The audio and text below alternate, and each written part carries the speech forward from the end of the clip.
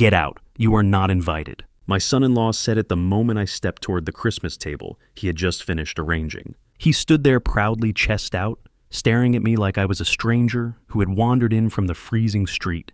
What he seemed to forget was simple. This dining room was inside my house. I didn't argue. I didn't raise my voice.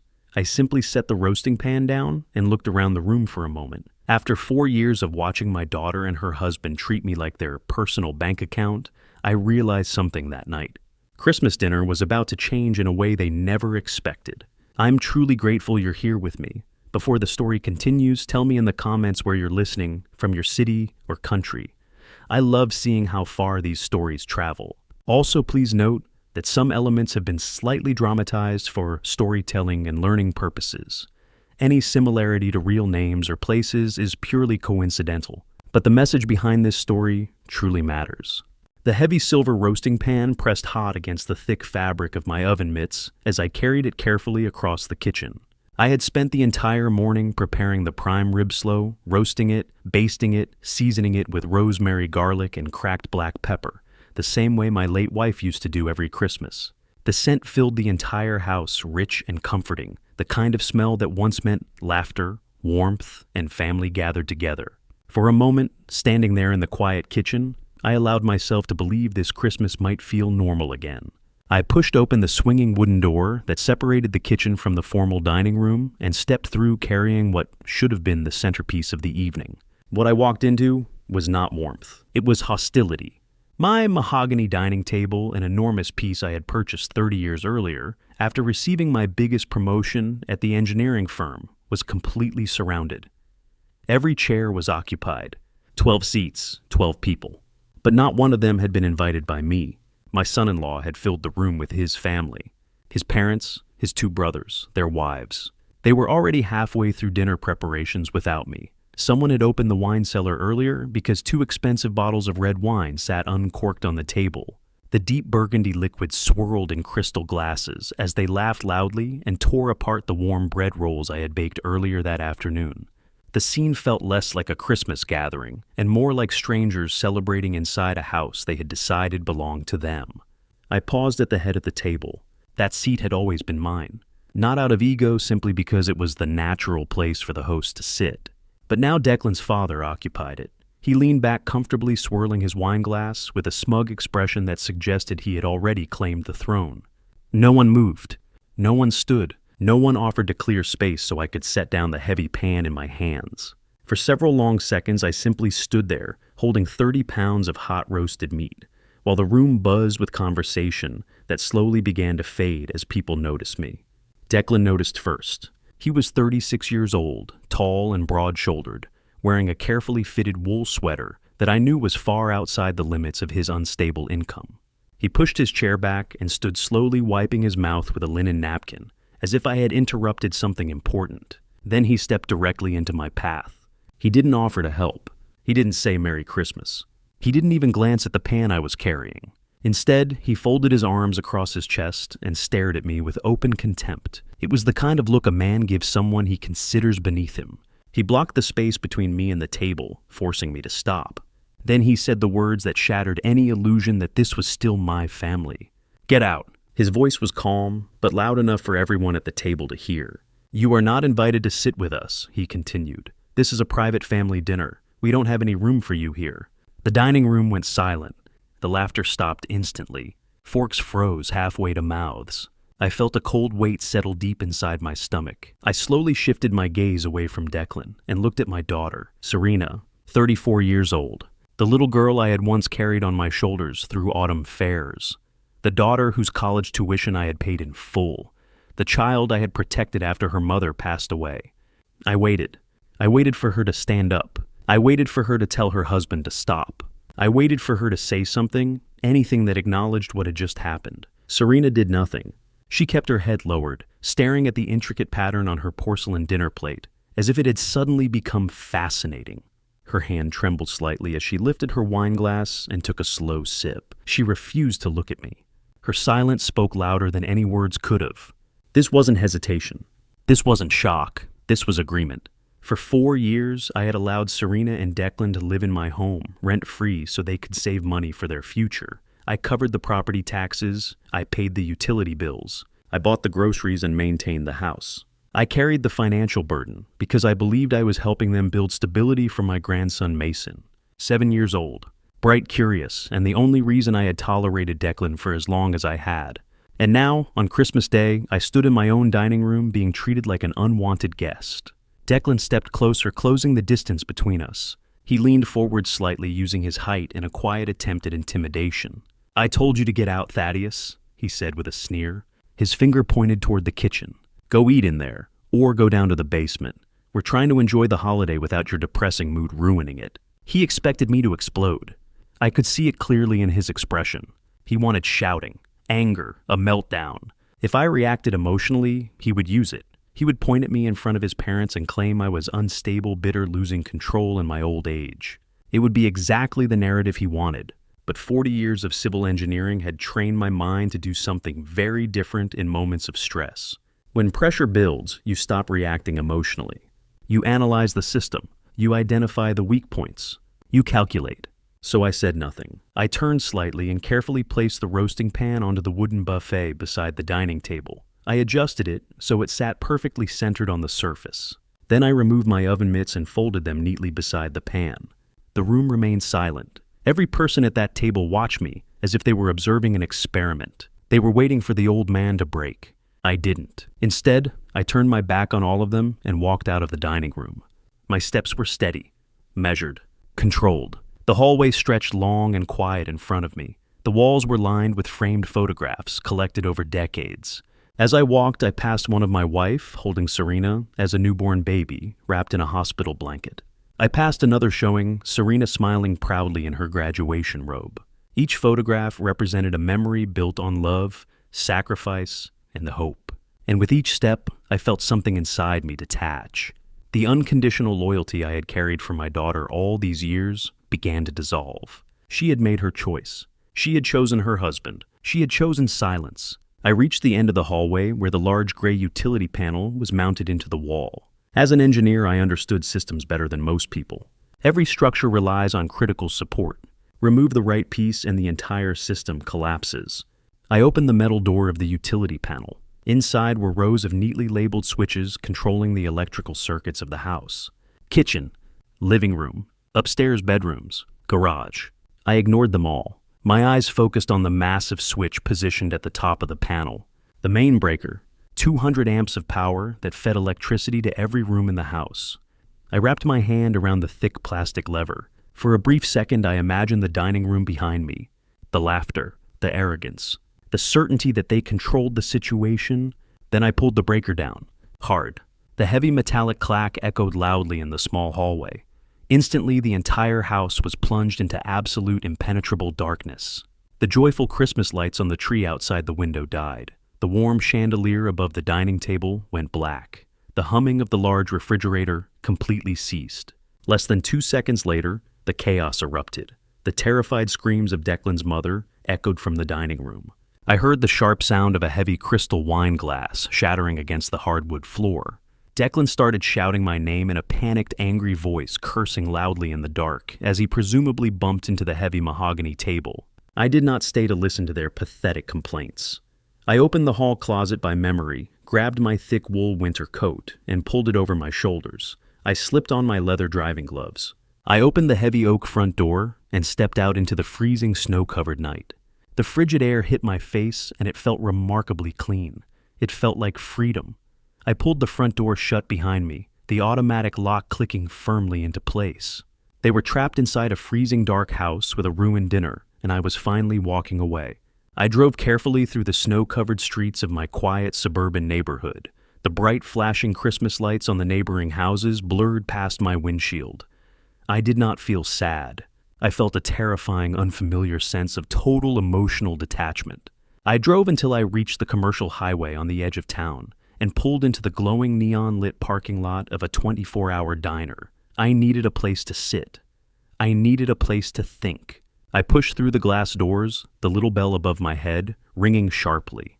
The diner was nearly empty, smelling of stale coffee, industrial floor cleaner, and old frying oil. It was a stark contrast to the luxurious home I had just abandoned, but I welcomed the harsh reality of it. I slid into a cracked red vinyl booth in the far corner, away from the large front windows. A waitress wearing a faded blue uniform and an exhausted expression walked over to my table. She did not wish me a Merry Christmas. She simply flipped a thick white ceramic mug right side up and filled it to the brim with steaming black coffee. I nodded my thanks, wrapping my cold-gloved hands around the hot mug to absorb the heat. I took a slow sip. The coffee was bitter and burned my tongue, bringing my racing thoughts sharply into the present moment. I needed to figure out where I was going to sleep tonight. I needed to book a hotel room. I reached into the inner pocket of my wool coat and pulled out my smartphone. The screen illuminated my face with a cold blue light in the dim diner. I opened my secure banking application to check the balance of my checking account so I could reserve a decent room downtown. The application requested my fingerprint authentication. I pressed my thumb against the screen. The small loading circle spun for a few seconds before displaying my financial dashboard. I scrolled past my basic checking account, which had a normal balance of a few thousand. My eyes drifted down to the section labeled Primary Emergency Savings. My heart completely stopped beating in my chest. The breath rushed out of my lungs in a sharp, painful gasp. The number glowing on the screen made absolutely no sense. The emergency savings account should have contained exactly $80,000. It was a very specific number. That money was not just a generic rainy day fund. It was the exact amount of the life insurance payout I had received after my beautiful wife passed away from aggressive cancer 5 years ago. I had sworn a silent oath to her memory that I would never touch a single penny of that money for my own needs. That $80,000 was sacrosanct. It was securely locked away, intended to be a complete debt-free college fund for my grandson Mason. It was my wife's final gift to the future of our family. The screen in front of me displayed a current available balance of $0. I blinked rapidly, rubbing my tired eyes, assuming my vision was blurring from the stress of the evening, or the poor lighting in the diner. I pulled the phone closer to my face. The number remained completely unchanged. 0. The money was entirely gone. A cold sweat broke out across the back of my neck. My engineering mind instantly rejected the concept of a computer error. Banks do not simply misplace $80,000. I quickly tapped the screen, forcing my trembling finger to open the detailed transaction history for the savings account. The history loaded immediately. There was only one recent transaction listed. Yesterday morning, at exactly 9:15 in the morning, a massive outgoing wire transfer had been initiated and successfully completed. The entire $80,000 had been moved in a single devastating sweep. I stared at the details of the transfer. The receiving party was not a recognizable bank or a standard investment firm. The money had been wired directly into the account of a commercial title and escrow company located 2 towns over. The heavy, suffocating weight of realization crashed down upon me right there in the lonely diner booth. The disgusting incident at the Christmas dinner table just an hour ago. Declan aggressively blocking my path. Declan yelling at me to get out of the room. Declan trying to humiliate me in front of his entire family while my daughter sat silently by. It was not just an act of spontaneous drunken cruelty. It was a meticulously calculated distraction.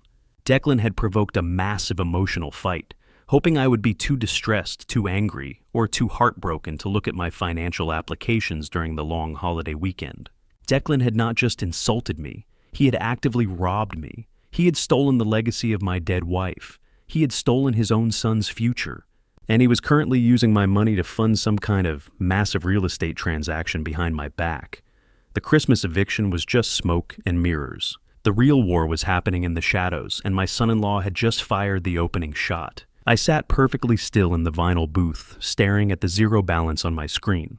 The cold detachment I had felt while shutting off the power to the house vanished, replaced by a terrifying burning inferno of absolute rage. Declan thought he was dealing with a weak, tired old man who would simply cry and accept defeat. He had no idea that he had just awakened a monster. The game was no longer about a seat at a dining table. The game was about total, uncompromising destruction, and I was going to ensure that Declan Reed lost absolutely everything. The morning after Christmas was bitterly cold. I had spent the entire night sitting upright in a sterile room at a cheap commercial hotel downtown.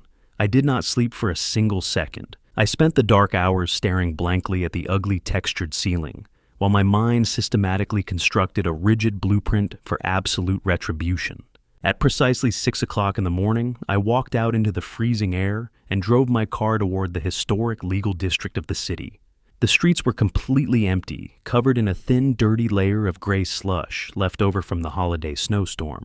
The bright artificial holiday cheer that had suffocated me the night before at my own dining table was now entirely gone. I appreciated the bleakness of the morning. It perfectly matched the frozen, desolate landscape of my own heart. I pulled my car to the curb in front of an imposing 3-story brick building. I had helped design the structural retrofitting for this exact building 30 years ago. The polished brass plaque bolted to the heavy oak front door read, "Benjamin Foster and Associates." Ben had been my closest confidant and loyal friend for over 4 decades. We had stood beside each other through marriages, the births of our children, and the devastating funerals of our wives. But more importantly, for my current situation, Ben was recognized as one of the most ruthless, brilliant, and deeply feared real estate attorneys in the entire state. I knocked firmly on the thick glass panel of the front door. A moment later, the heavy deadbolt clicked loudly. Ben stood in the doorway wearing a thick gray wool sweater and holding a steaming ceramic mug of black coffee. He had opened his office on a federal holiday entirely because of the brief, deeply unsettling voicemail I had left him at 3 o'clock in the morning. He did not offer a cheerful holiday greeting. He took one look at my exhausted face, stepped aside silently, and motioned for me to come inside the building. The interior of Ben's office smelled heavily of aged paper-worn leather and strong, bitter coffee. We walked straight into his main conference room, a massive space lined from floor to ceiling with heavy, intimidating law books. I took off my heavy winter coat and sat down in a high-backed leather chair at the end of the long mahogany table. Ben sat directly across from me, placing his coffee mug down with a soft thud. He looked me directly in the eyes and instructed me to start from the very beginning. I did not waste his time with emotional complaints or tearful storytelling. I did not cry about my daughter's pathetic cowardice or the intense humiliation I suffered at the dinner table. I spoke with the precise, mechanical, and uncompromising detachment of a senior civil engineer reporting a catastrophic structural failure. I told him about checking my banking application in the diner. I told him about the $80,000 entirely missing from my emergency savings account. I explained clearly that this was not just spare cash. It was the life insurance payout from my late wife's sacred money, completely earmarked to guarantee a debt-free college education for my young grandson. I detailed the exact time, date, and routing numbers of the unauthorized wire transfer to the unknown escrow company. Ben listened carefully to every single word without interrupting me once. As I laid out the stark facts, I watched his physical posture completely transform. The relaxed, comfortable demeanor of an old friend completely vanished. His shoulders squared, his eyes hardened into cold steel, and his jaw set firmly. He was rapidly shifting into a state of absolute legal aggression. When I finally finished speaking, Ben remained perfectly silent for a long moment, tapping his index finger rhythmically against the polished wood of the conference table. He leaned forward and stated that major banking institutions do not authorize $80,000 wire transfers based on a simple phone call or a stolen digital password. He explained that there had to be a massive foundational legal mechanism already in place, something that allowed Declan to move that amount of wealth without triggering immediate federal fraud alerts. We needed to find the exact source of that legal authority. Ben stood up abruptly and walked over to his large executive desk situated at the far end of the room. He woke up his sophisticated dual-monitor computer system. I pulled my chair closer, sitting right beside him, as the bright screens illuminated his deeply focused face. The large office was dead silent except for the rapid, aggressive clicking of his keyboard. Ben bypassed the standard public internet gateways and logged directly into the highly secure, restricted digital portal for the county clerk and property records division. He typed in my full legal name, my social security number, and the exact street address of my property. He told me that we were looking for any official document filed under my name within the last 90 days. The database search engine spun for what felt like an agonizing eternity. My heart hammered heavily against my ribs, echoing in my ears. I watched the green progress bar inch slowly across the bottom of the screen. Finally, the system populated a dense list of official registered documents. Ben scanned through them quickly. Most of them were very old and completely harmless. He saw the original deed to my house from 30 years ago. He saw the official mortgage payoff certificate I had proudly filed a decade ago. But at the very top of the list, automatically highlighted in bright yellow by the system, was a completely new entry. The filing date stamped on the document was exactly 14 days ago. It was a Monday. I remembered that specific day perfectly, because Declan had generously offered to take my car to the mechanic to get the oil changed, effectively leaving me stranded and alone at the house for several hours. He had created the perfect window of opportunity. Ben hovered his mouse cursor over the bright blue document link. He paused, glancing at me with a grave, serious expression, warning me to mentally prepare myself for whatever we were about to see. He clicked the link and a scanned legal document immediately populated on the large right monitor. The title printed at the very top of the document in bold, undeniable black letters made my blood run cold. It read, "General Durable Power of Attorney." I felt the air completely leave my lungs. Ben quickly began scrolling through the 4 pages of dense, complicated legal text. He read the most dangerous clauses aloud, translating the heavy legal jargon into a terrifying, easy-to-understand reality. The document explicitly granted my son-in-law absolute, unrestricted, and total control over my entire personal estate. It gave him the unyielding legal authority to access all of my bank accounts, empty my secure safety deposit boxes, make critical medical decisions on my behalf, and effortlessly sell any real estate property I owned. According to this legally binding piece of paper, Declan was legally acting as my absolute proxy. To the banks, the local government, and the entire financial system, Declan and I were exactly the same person. I stared at the glowing screen in pure, unadulterated disbelief. Ben scrolled down to the final page of the document, where the authorizing signatures were located. There, sitting perfectly on the designated dotted line, was my signature. It was an absolutely flawless, terrifying replication of my unique handwriting. Every single loop, every slant, and every specific pressure point was perfectly imitated. Declan had clearly sat in his room and practiced it hundreds of times until he mastered it. But there was one fatal, damning flaw that proved the document was a complete forgery. Directly underneath the fake signature was a small circular date stamp and the official signature of a public notary. Ben leaned much closer to the monitor, his eyes narrowing dangerously as he inspected the notary's seal. He recognized the name immediately. The notary was a corrupt individual who operated out of a shady, failing used car dealership on the south side of town. Someone Ben had previously investigated for facilitating fraudulent real estate closings. Declan had not just forged my name on a piece of paper. He had hired a corrupt state official to illegally validate the document, making it appear entirely legitimate and bulletproof to the banking system. This was not a sudden crime of opportunity or a moment of weakness. This was a highly sophisticated, meticulously planned financial assassination. Declan had been laying the groundwork for this massive theft for weeks, smiling at me across the breakfast table while actively plotting to strip away everything I had worked for my entire life. The missing $80,000 was only the beginning of his plan. With this powerful document in his possession, Declan had the absolute authority to sell my house right out from under me without my knowledge. Ben slowly turned his large leather chair to face me, his face completely devoid of any softness or emotion. He looked me in the eyes and stated clearly that we were no longer dealing with an arrogant, entitled son-in-law. We were dealing with a highly dangerous, calculating criminal who currently held the keys to my entire existence. Ben did not stop moving after discovering the forged document. The revelation of the fake power of attorney hung heavily in the air of the quiet office, but there was absolutely no time to sit and process the emotional shock. As a civil engineer, I was trained to analyze the structural integrity of a building after a critical failure. Ben was doing the exact same thing with my life. He immediately opened a new tab on his computer browser. He began to trace the exact routing number of the escrow company that had received my stolen $80,000. I sat rigidly beside him, my chest tight, watching the large monitor, as he navigated through a complex hidden web of corporate registrations and financial databases. He typed furiously, his jaw clenched tight in anger. He explained to me in a low, steady voice that criminals often use anonymous shell companies to hide stolen funds, hoping to create a maze that the authorities cannot quickly follow. But Declan was not a sophisticated criminal mastermind. Declan was an arrogant, greedy amateur who genuinely believed he was smarter than the entire legal system. Ben accessed the official state business registry and ran a comprehensive search on the escrow company name listed on my bank statement. Within seconds, the system provided a direct hit. The company was completely legitimate.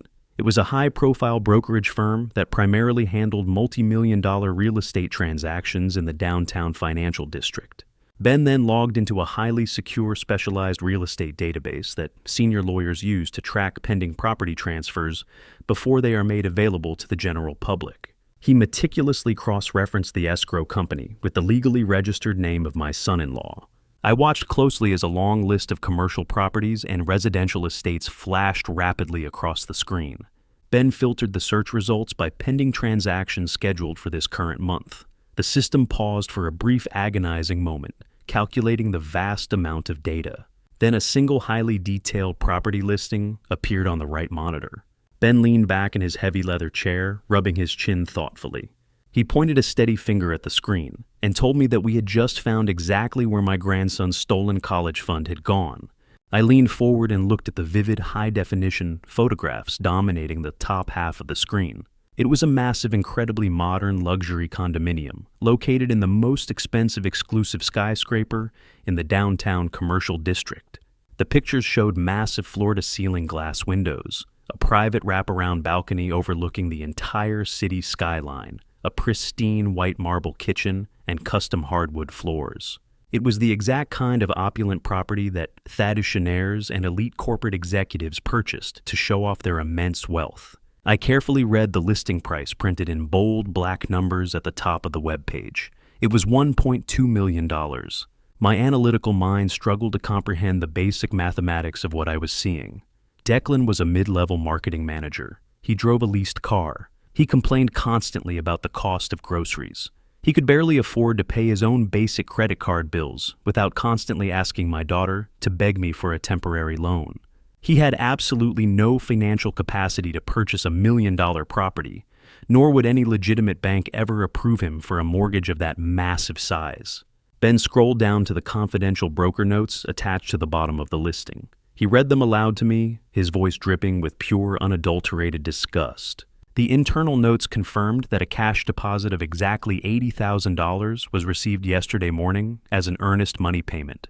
This payment was made specifically to secure the condominium and immediately take it off the public market. The primary buyer was listed as Declan Reed. Declan had stolen the sacred life insurance money my late wife had left behind and immediately used it as a down payment to buy himself a millionaire lifestyle. But an $80,000 deposit was only a tiny fraction of the total purchase price. Declan still needed well over $1 million in pure cash to actually close the deal and take physical possession of the luxury condominium.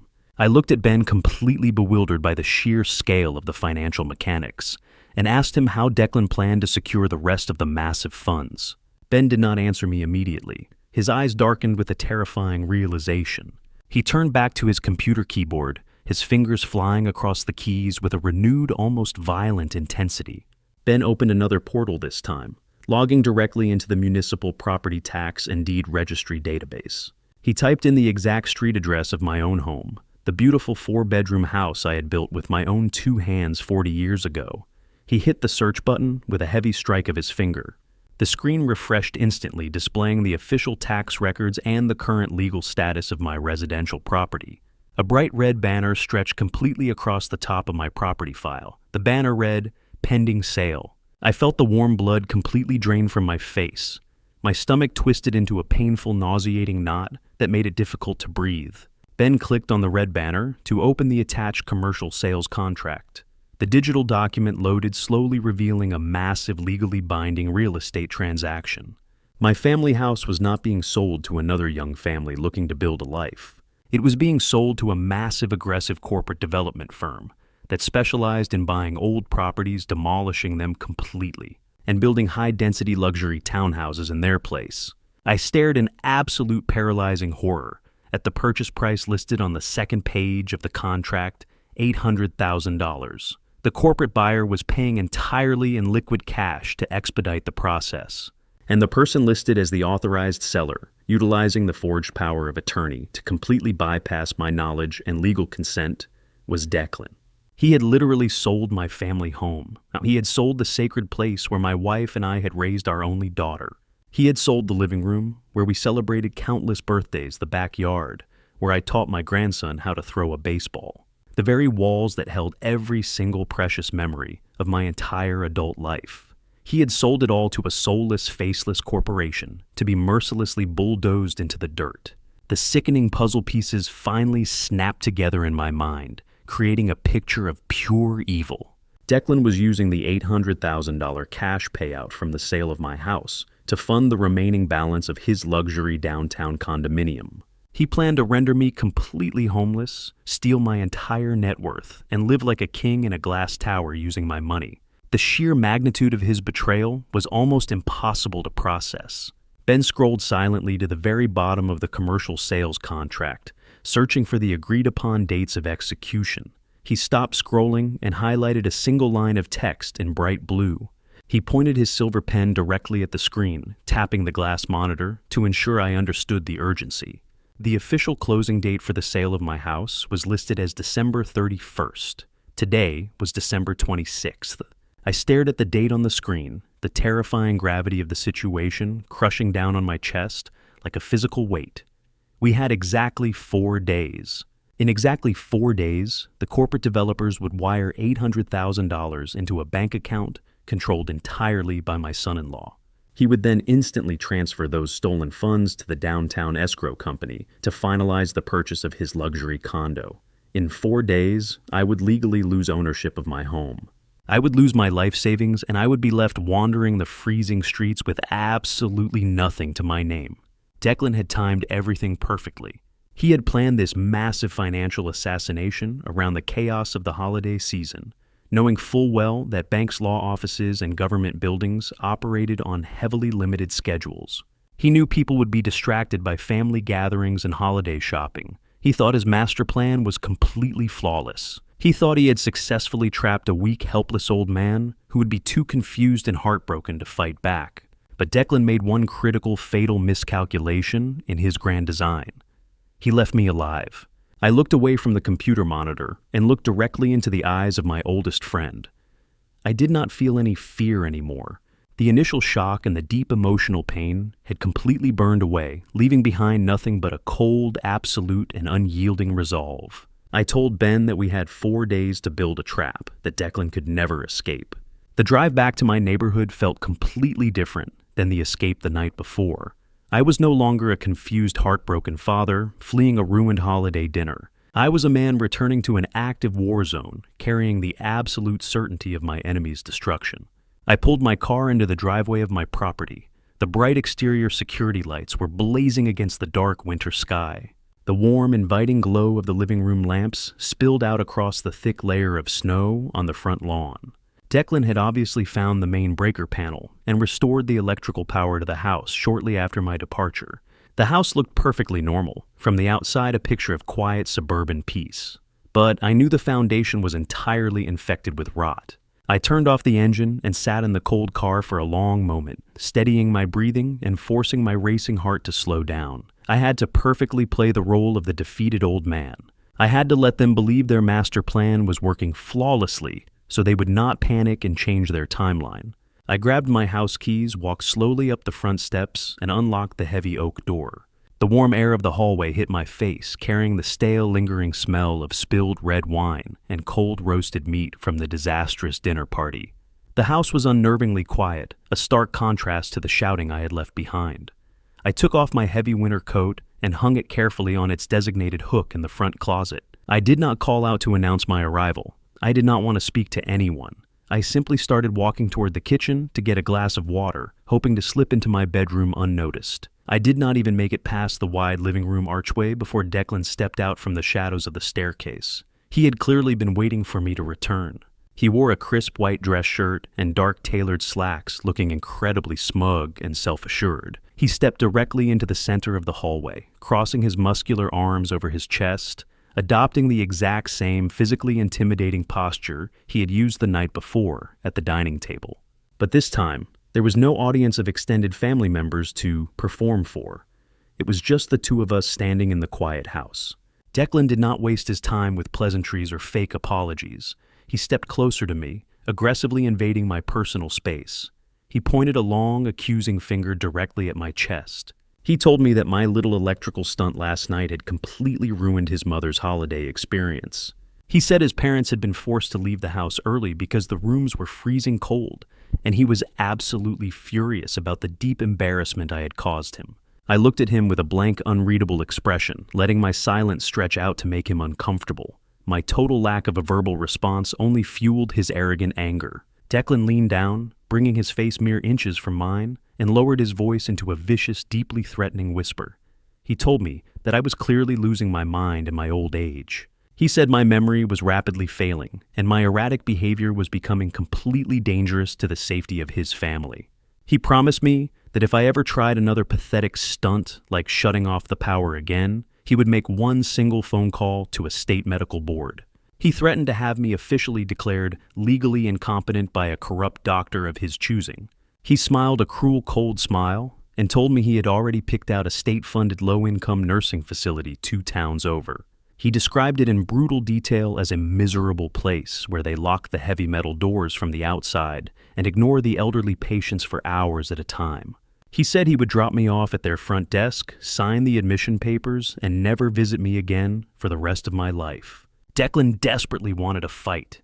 He wanted me to scream to loudly deny his terrifying accusations, or to break down crying and beg him not to lock me away in a medical facility. He was actively trying to manufacture a documented history of mental instability to easily justify the forged power of attorney he was already using to steal my entire life. I knew exactly what twisted game he was playing, and I completely refused to participate in his trap. I did not blink. I did not show a single ounce of fear or hesitation. I simply shifted my gaze slightly to the right, looking directly past his broad shoulder down the long hallway. The interior door leading to the attached 2-car garage was wide open. The harsh fluorescent lights inside the garage were glaring brightly. Stacked neatly against the far concrete wall were dozens of heavy-duty brown cardboard moving boxes. Several of them were already sealed tightly with thick, clear packing tape. I could clearly see my own handwriting on the side of a large blue plastic storage bin sitting next to the growing wall of boxes.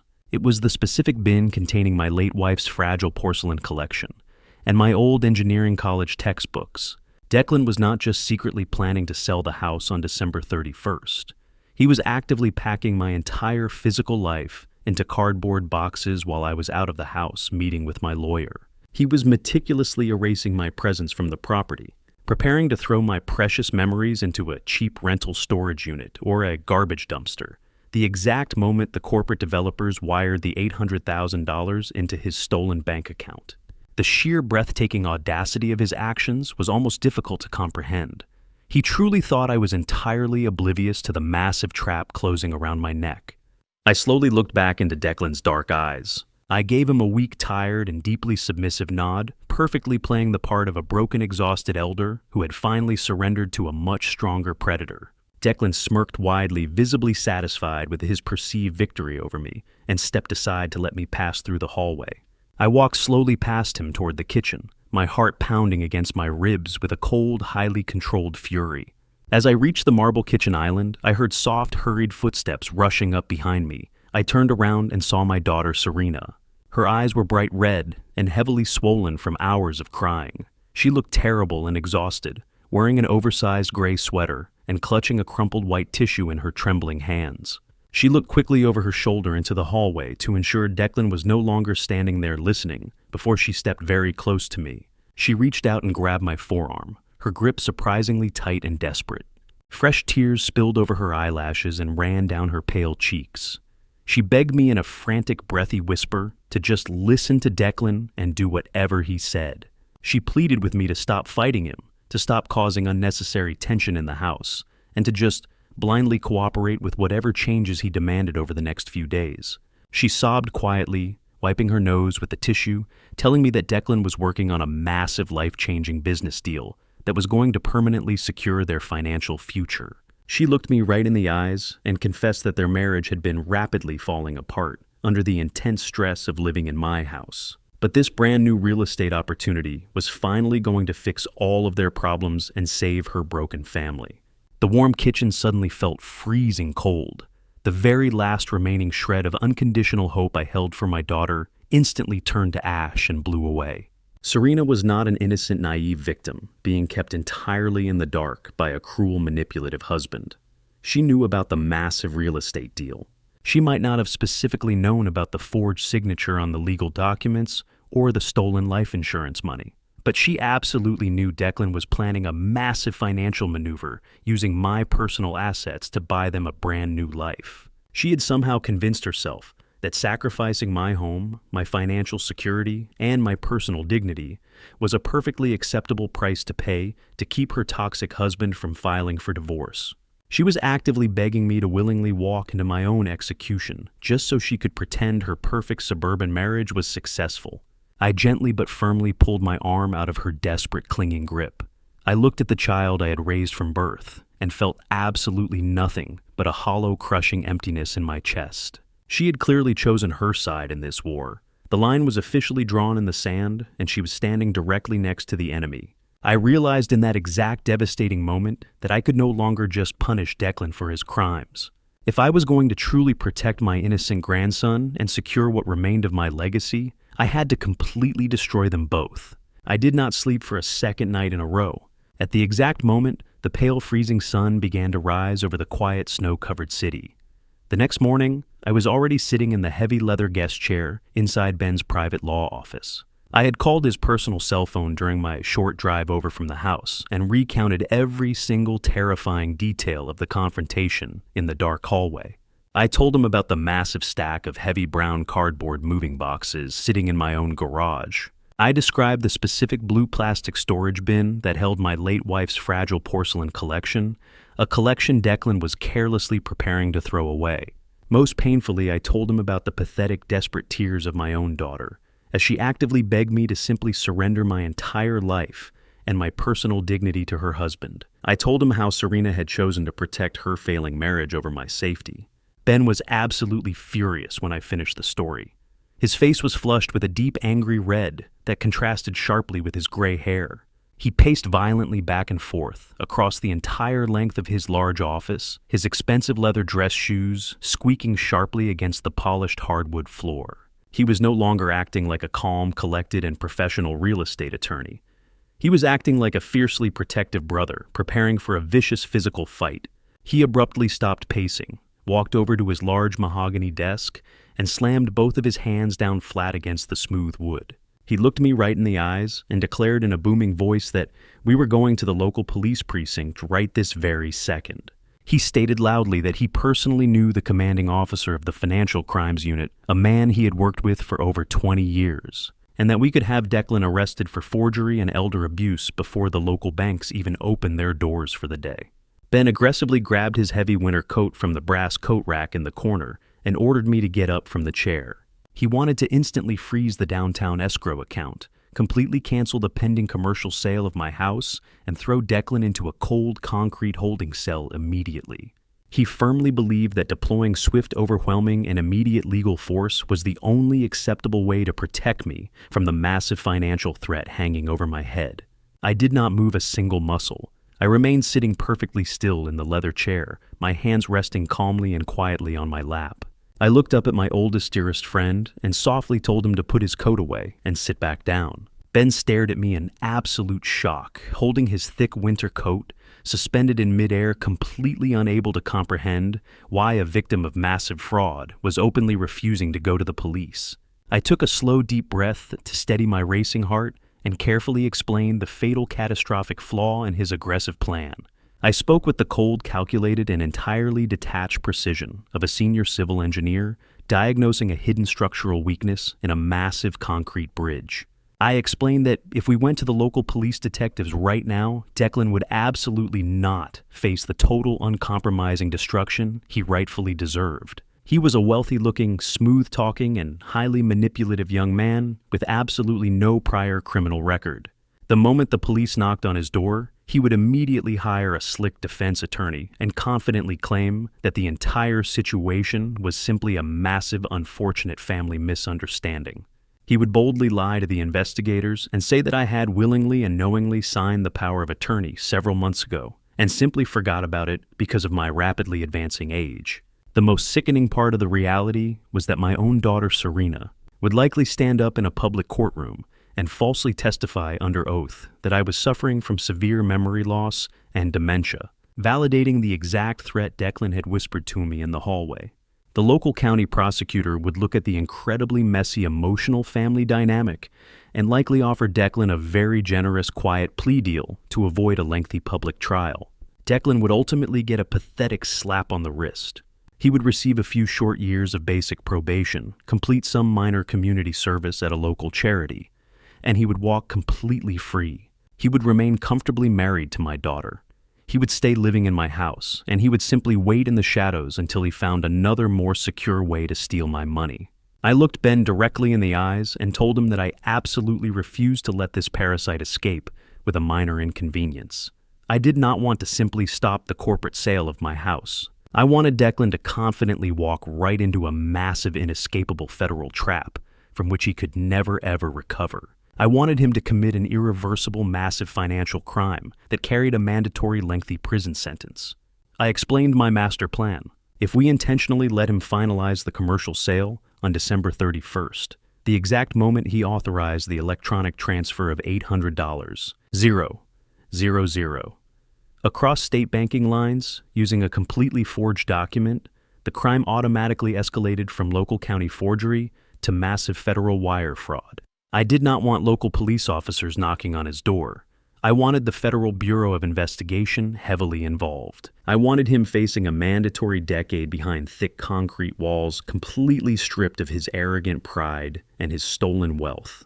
Ben slowly lowered his heavy winter coat, the anger draining from his face. He stared at me in total silence for a very long time, his eyes wide with a complex mixture of profound shock, slight fear, and deep undeniable respect. He slowly walked back around his large mahogany desk and sat down heavily in his leather executive chair. The protective, angry friend completely vanished from his posture, and the ruthless, brilliant, and highly calculating attorney returned to the surface. He nodded his head in silent, complete agreement. He understood exactly what kind of machine I was building. We were no longer simply playing defense to protect my retirement assets. We were meticulously engineering a flawless, devastating financial execution. Ben cracked his knuckles loudly and pulled his large computer keyboard closer to the edge of the desk. He told me that if we were truly going to let Declan push the massive house sale all the way to the final holiday closing date, we needed to secretly and entirely strip him of his legal armor without him ever realizing he was suddenly vulnerable. Ben opened a blank, highly secured legal document template on his right computer monitor. He began to rapidly type, drafting the ultimate silent weapon of our retaliation. It was an official, legally binding revocation of power of attorney. This single piece of paper was perfectly designed to be a lethal, invisible countermeasure. Ben carefully explained the complex legal mechanics as his fingers flew aggressively across the mechanical keyboard. This new document would explicitly, completely, and permanently terminate the forged authority Declan had illegally filed with the county clerk 2 weeks ago. The document would state in absolute, undeniable, and medically sound terms that I was in full, perfect possession of my mental faculties, and that any and all previous proxies mandates or authorizations were immediately rendered null and void under the full penalty of perjury. But the absolute true genius of this specific legal document was its complete secrecy.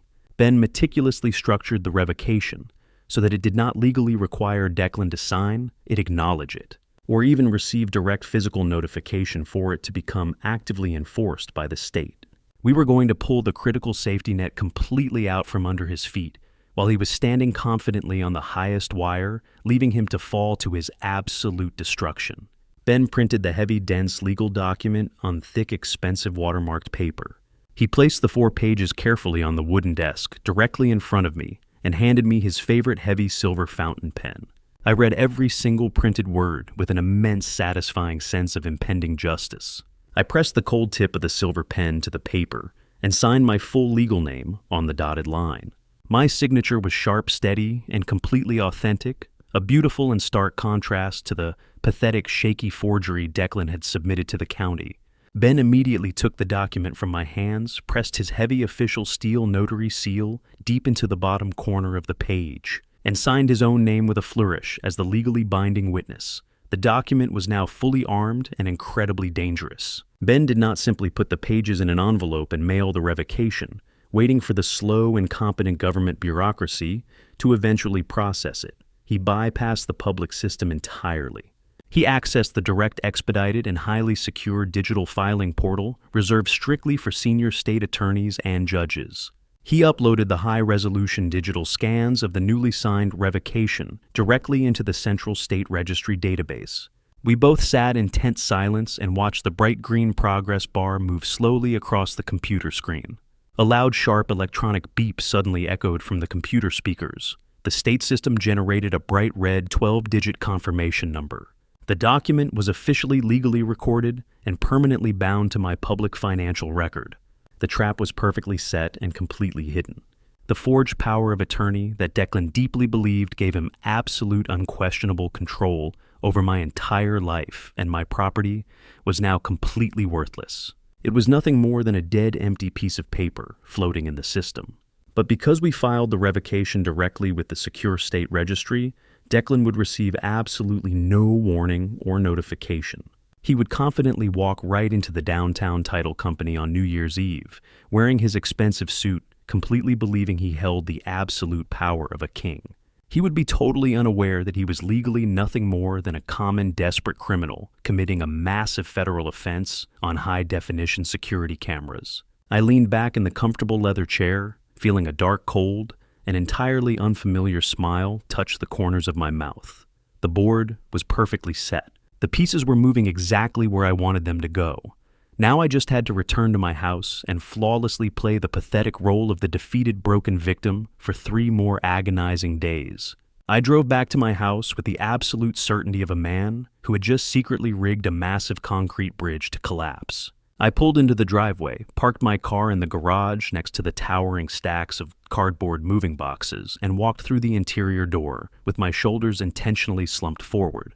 I let out a long, heavy sigh that echoed loudly in the quiet hallway, perfectly broadcasting my manufactured despair to anyone listening. I walked straight up the carpeted stairs to my master bedroom, making sure my footsteps sounded incredibly heavy, slow, and entirely tired. I went to the very back of my deep walk-in closet and pulled out a battered, faded brown leather suitcase that I had not used in over a decade. I carried it like it weighed 100 pounds, placed it gently on the center of my large bed, and unzipped it with visibly trembling hands. I walked over to my heavy oak dresser and began pulling out thick winter sweaters, plain cotton shirts, and a few pairs of simple trousers. I folded them slowly, deliberately, acting like a man whose entire spirit and will to live had been completely crushed into fine dust. I made absolutely sure the bedroom door remained wide open to the hallway. I needed a captive audience for this pathetic performance. I needed my son-in-law to walk past that door and see with his own 2 eyes that his cruel threats from the night before had successfully broken my resistance. I packed a small, worn leather toiletry bag with my shaving kit, my toothbrush, and my daily blood pressure medication. Every single slow, agonizing physical movement was a carefully calculated lie. Inside my mind, I felt incredibly sharp, highly energized, and completely dangerous. But on the outside, I was perfectly portraying a sad, confused 66-year-old man, preparing to be discarded by his own family like a bag of worthless garbage. It did not take very long for the predator to smell the blood in the water. Within 20 minutes, I heard the arrogant, heavy footsteps of my son-in-law marching down the upstairs hallway. Declan stopped directly in the open doorway of my bedroom. I did not look up from my task. I kept my eyes focused downward on the faded brown suitcase, slowly and methodically, smoothing out the wrinkles in a gray wool sweater. I heard the sharp, distinct clinking of ice cubes against heavy crystal. Declan was casually drinking a large glass of my most expensive aged single malt scotch, openly celebrating his twisted victory in the middle of the afternoon. He leaned comfortably against the wooden doorframe, took a slow, highly exaggerated sip of the stolen liquor, and let out a dark, mocking chuckle. He told me that he was genuinely glad to see I had finally decided to be reasonable and accept the harsh reality of my situation. He stated that my decision to start packing early was very mature, completely ignoring the horrifying fact that he was forcing me out of my own home under the threat of being locked in a secure medical ward. He took another long drink of the expensive scotch and arrogantly suggested that I should only pack my absolute basic necessities. He reminded me with a cruel, cold smile playing on his lips that the low-income state facility he had selected for me had extremely limited closet space. He actually had the sheer, breathtaking audacity to tell me that I would not need my nice tailored suits or my expensive leather dress shoes anymore, because my brand new life would consist entirely of sitting in a plastic chair staring at a blank television screen all day. I forced my hands to shake slightly as I placed another folded shirt into the suitcase. I softly told him that I understood perfectly. I kept my voice weak, entirely devoid of any anger, resentment, or resistance. Declan smiled a wide, deeply predatory smile, completely intoxicated by his absolute perceived power over my entire existence. Suddenly, the sharp melodic ringing of the front doorbell echoed loudly through the large house. Declan immediately straightened his posture, his smug smile shifting rapidly into a look of serious, aggressive business confidence. He quickly swallowed the rest of the expensive scotch, placed the empty crystal glass carelessly on my antique hallway console table, and practically ran down the stairs to open the door. I completely stopped pretending to pack the suitcase. I walked silently out of my bedroom and stood quietly in the dark shadows at the very top of the wooden staircase, looking directly down into the brightly lit front foyer. Declan swung the heavy oak front door open to reveal 3 men dressed in sharp, meticulously tailored business suits and thick black wool overcoats. They were the corporate real estate developers. They did not look like men who cared about precious family memories or beautiful suburban architecture. They looked like cold, highly efficient financial predators looking for their next profitable meal. Declan greeted them with excessive, almost embarrassing enthusiasm, shaking their hands vigorously and welcoming them into the house as if he had personally built the foundation with his own 2 hands. He loudly invited them to take a final comprehensive walkthrough of the entire property before the fast-approaching holiday closing date. The lead developer, a tall man with sleek silver hair and a completely humorless expression, stepped inside the foyer and immediately began pointing at the interior walls. He did not admire the custom woodwork or the expensive imported light fixtures I had installed for my late wife. He turned to his younger associates and started casually discussing which structural load-bearing walls needed to be completely demolished first. He talked loudly about tearing up the massive ancient oak trees in the front yard to make room for a paved concrete parking lot for the new construction. They were actively mercilessly dissecting my beloved family home right in front of my eyes, treating my entire life's work like nothing more than an annoying physical obstacle standing in the way of their new luxury high-density townhouse project. I stood perfectly still in the shadows of the upper hallway, carefully controlling my breathing, watching the disgusting display of unchecked corporate greed happening in my own living room. Declan walked closely beside the lead developer, eagerly answering all of their structural questions and nodding his head repeatedly like an obedient, desperate dog. After 20 agonizing minutes of aggressively measuring the downstairs rooms, tapping on the drywall, and taking bright digital photographs of the property, the group returned to the main foyer right at the bottom of the stairs. The lead developer pulled a thick black leather portfolio from his expensive briefcase. He looked directly at Declan and stated in a loud, highly commanding voice that the physical property inspections were fully complete and entirely satisfactory to their corporate board. He confirmed that their legal purchasing department had successfully reviewed all the necessary documents Declan had provided earlier that week. The developer was completely unaware that the power of attorney they were heavily relying on to execute this massive transaction was now entirely legally void and worthless. The silver-haired developer extended his right hand toward my son-in-law. He stated clearly, articulating every single word, that the total agreed purchase price of $800,000 in liquid cash would be electronically wired directly into Declan's specified escrow account at exactly 9 o'clock in the morning on December 31st.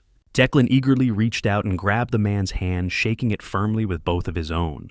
Declan smiled so widely I thought his jaw would physically break. He thanked the developer profusely, practically vibrating with greedy, uncontrollable anticipation. He had just verbally confirmed the exact time, the exact date, and the exact financial mechanism of his own absolute destruction. I watched the 3 developers turn around, walk out the front door, and drive away down the street in their expensive black luxury vehicles. Declan locked the heavy deadbolt behind them, spun around to face the empty hallway, and aggressively pumped his fist in the air, silently celebrating his massive stolen holiday payday. He truly thought he had just successfully stolen $800,000 and permanently secured his brand new life in a downtown million-dollar luxury penthouse. He had absolutely no idea that he had just forcefully shaken hands on a massive federal wire fraud charge that carried a mandatory decade in a concrete prison cell. I quietly turned around and walked back into my master bedroom. I looked down at the pathetic brown suitcase sitting on my mattress. I did not need to fold another shirt or pack another bag. The carefully crafted illusion of my complete surrender was absolutely flawless. The trap was perfectly baited. The arrogant criminal had eagerly taken a massive bite, and all I had to do now was wait patiently for the steel jaws to violently snap shut. I waited until the early evening when the house was completely dominated by the loud, obnoxious sounds of a professional football game blaring from the living room television. Declan was sprawled across the large sofa I had purchased for them, completely absorbed in the game, shouting aggressively at the screen, with a fresh bottle of imported beer in his hand. I used his distraction to quietly slip out through the heavy wooden back door. I walked silently down the dark, snow-covered alleyway, running behind our suburban street, my boots crunching softly against the frozen ice. I got into my car, which I had purposefully parked 2 blocks away from my property earlier that afternoon. I could not risk Declan looking out the window, seeing my vehicle leaving the driveway, and getting suspicious about my movements during my supposed period of quiet surrender. 48 hours earlier, right after Ben and I had discovered the million-dollar luxury condominium listing on his office computer, I had gone to a completely separate local bank where I maintained a small private checking account. I had withdrawn several thousand in untraceable cash. I used that money to immediately hire a highly recommended and incredibly discreet private investigator. I needed to know exactly what Declan was doing at that massive downtown property. I drove slowly through the freezing city streets, carefully navigating toward a dimly lit and entirely empty concrete parking garage located on the far east side of the commercial financial district. The air inside the structure was freezing cold, and the thick concrete walls echoed with the low, distant hum of city traffic. A dark gray sedan was parked in the very back corner of the second level, completely hidden from the main street view. I pulled up slowly and parked my car directly next to it, keeping my headlights turned off. A tall man wearing a dark wool peacoat stepped out of the sedan and quickly slid into the passenger seat of my car. His name was Lawrence. He was a retired state police detective who now made a very lucrative and quiet living, exposing the dark and heavily guarded secrets of wealthy corporate executives. He did not waste any time with polite introductions or warm holiday greetings. He carried a thick, heavy manila envelope in his dark, leather-gloved hands. He reached up and turned on the small overhead dome light in my car, illuminating the tight, freezing space with a harsh, unforgiving yellow glow. He looked at me with a deeply sympathetic and heavy expression, a specific look that instantly made my stomach drop into my shoes. He told me that he had been maintaining uninterrupted physical surveillance on my son-in-law and the downtown luxury condominium building for the past 2 full days. He took a slow breath and warned me to mentally brace myself before he opened the package. Before I reveal what was inside that envelope, comment the number 7 below, so I know you're still here with me in this story. Your support means more than you think. And just a quick note, parts of the next section include dramatized elements created for storytelling and reflection. If that's not something you enjoy, feel free to stop watching here. Lawrence slowly unwound the red string sealing the manila envelope and pulled out a thick stack of glossy, high-resolution surveillance photographs. He laid the first few pictures out across the center console of my car, smoothing them down with his gloved hand. The images were incredibly clear, taken with a highly sophisticated telephoto lens. The first photograph showed the massive towering glass front doors of the luxury condominium building. Declan was standing perfectly in the center of the frame, wearing his expensive tailored winter coat. He looked incredibly happy, flashing his bright, arrogant, and highly confident smile. I stared at the image, my mind desperately trying to make sense of the situation. I fully expected the next photograph to show him walking into the beautiful building with a professional real estate agent, perhaps holding a tape measure to plan the dimensions of the living room or sketching out exactly where to put my grandson's heavy wooden toy boxes. I genuinely thought his sickening master plan was simply to ruthlessly steal my money to forcefully upgrade his family's living situation.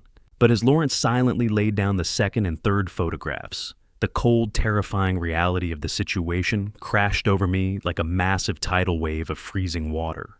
Declan was absolutely not alone in the pictures. He was standing very close to a young, remarkably beautiful woman.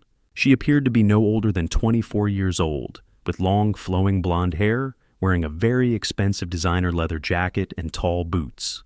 In the third photograph, Declan had his arm wrapped tightly and intimately around her waist, pulling her incredibly close to his body as they walked confidently together through the polished white marble lobby of the luxury building. Lawrence tapped the third photograph with his index finger and began to calmly explain the horrific situation. He told me the young woman's name was Valerie. She was a junior marketing assistant at the exact same corporate firm where Declan currently worked. Lawrence explained in a steady voice that Declan and this young woman had been heavily involved in a secret and deeply intimate romantic affair for the past 8 months.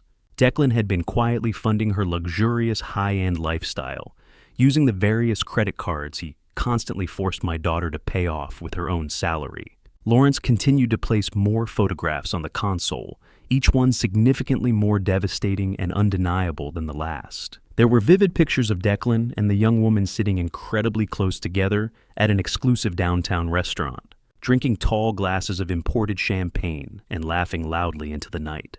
There were pictures of them walking hand in hand out of a high-end modern furniture boutique located in the wealthy shopping district. Lawrence pointed his finger to a specific highly detailed photograph, showing Declan aggressively signing a digital delivery clipboard held by a tired moving truck driver. Lawrence explained that Declan was currently having tens of thousands of dollars worth of brand new custom-built Italian furniture delivered directly into the luxury condominium penthouse. He was heavily furnishing the massive, beautiful suite to the exact demanding specifications of his young mistress. I stared at the glossy photographs, my bare hands gripping the cold leather steering wheel of my car so tightly that my knuckles turned completely white and my joints ached with pressure. I desperately scanned the images looking for any sign or any tiny hidden detail that indicated Declan was making space for his actual family. I looked at Lawrence and asked him, my voice barely a rough whisper, if there was any evidence of a child's bedroom being prepared, or any indication that my daughter Serena was ever brought to the property to see it. Lawrence shook his head slowly, his eyes filled with quiet pity. He stated with absolute heartbreaking certainty that there was absolutely no room for a 7-year-old boy in that modern penthouse. He told me he had legally accessed the building's internal security registry database earlier that morning. Declan had formally registered exactly 2 permanent electronic key fobs for the secure private elevators. He registered one for himself and one for the young blonde woman. The master plan was now completely laid bare before my eyes, and it was infinitely more evil and more destructive than I had ever possibly imagined. Declan was absolutely not planning to sell my house and move his wife and child into a bigger, better home. He was planning to steal the massive $800,000 cash payout from the corporate developers, successfully finalize the purchase of the luxury condo entirely for himself and his mistress, and completely vanish into the city. The sheer meticulously calculated cruelty of his grand design was almost impossible for my engineering mind to fully comprehend. Declan fully intended to let the ruthless corporate developers bulldoze my beloved family home into the dirt, intentionally leaving me completely homeless and totally destitute in the freezing winter.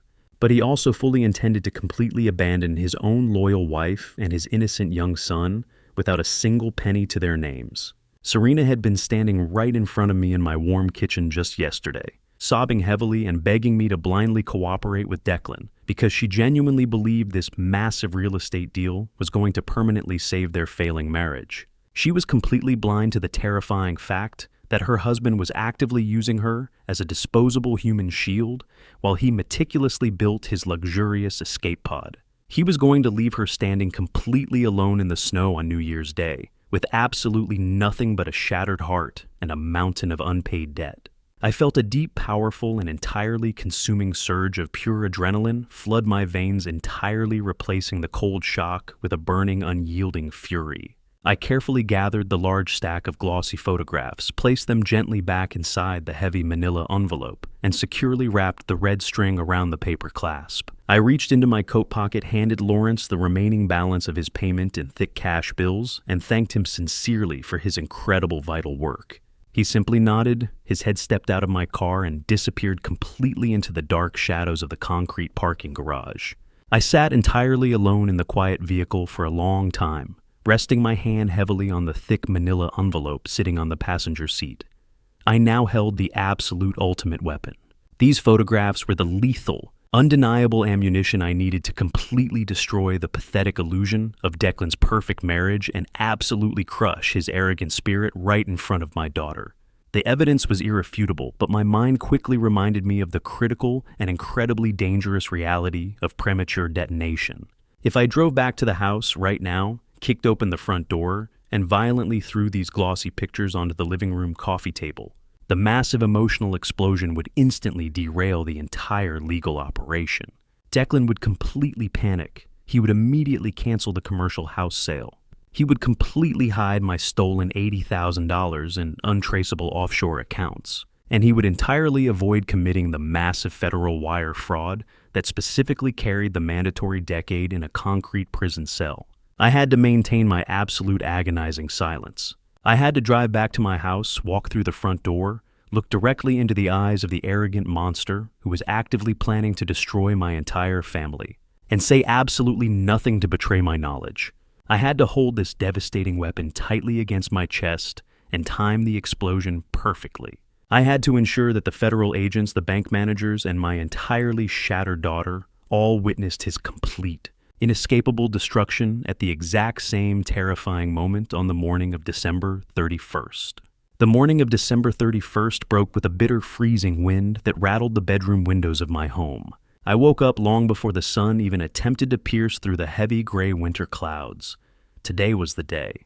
The final hours of the year were ticking away, and the massive federal trap I had spent the last 4 days meticulously building was finally armed and ready to be triggered. I lay perfectly still in my bed for a few moments, listening to the familiar sounds of my house waking up for what I knew would be the very last time under these terrifying conditions. Down the hall, I heard the heavy, aggressive footsteps of my son-in-law, moving quickly between his bedroom and the master bathroom.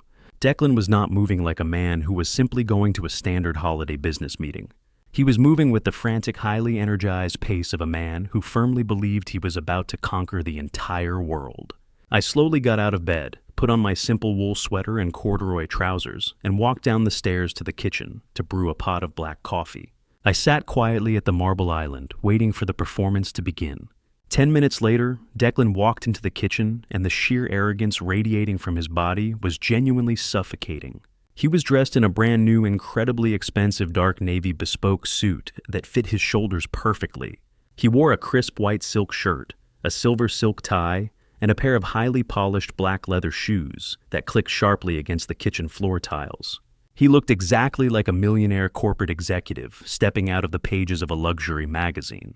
He had obviously purchased this entire outfit entirely on credit, arrogantly anticipating the massive $800, 000 cash wire transfer that was scheduled to hit his stolen escrow account in just a few short hours. He walked straight past me, without offering a simple good morning, opened the refrigerator, and grabbed a bottle of expensive imported sparkling water.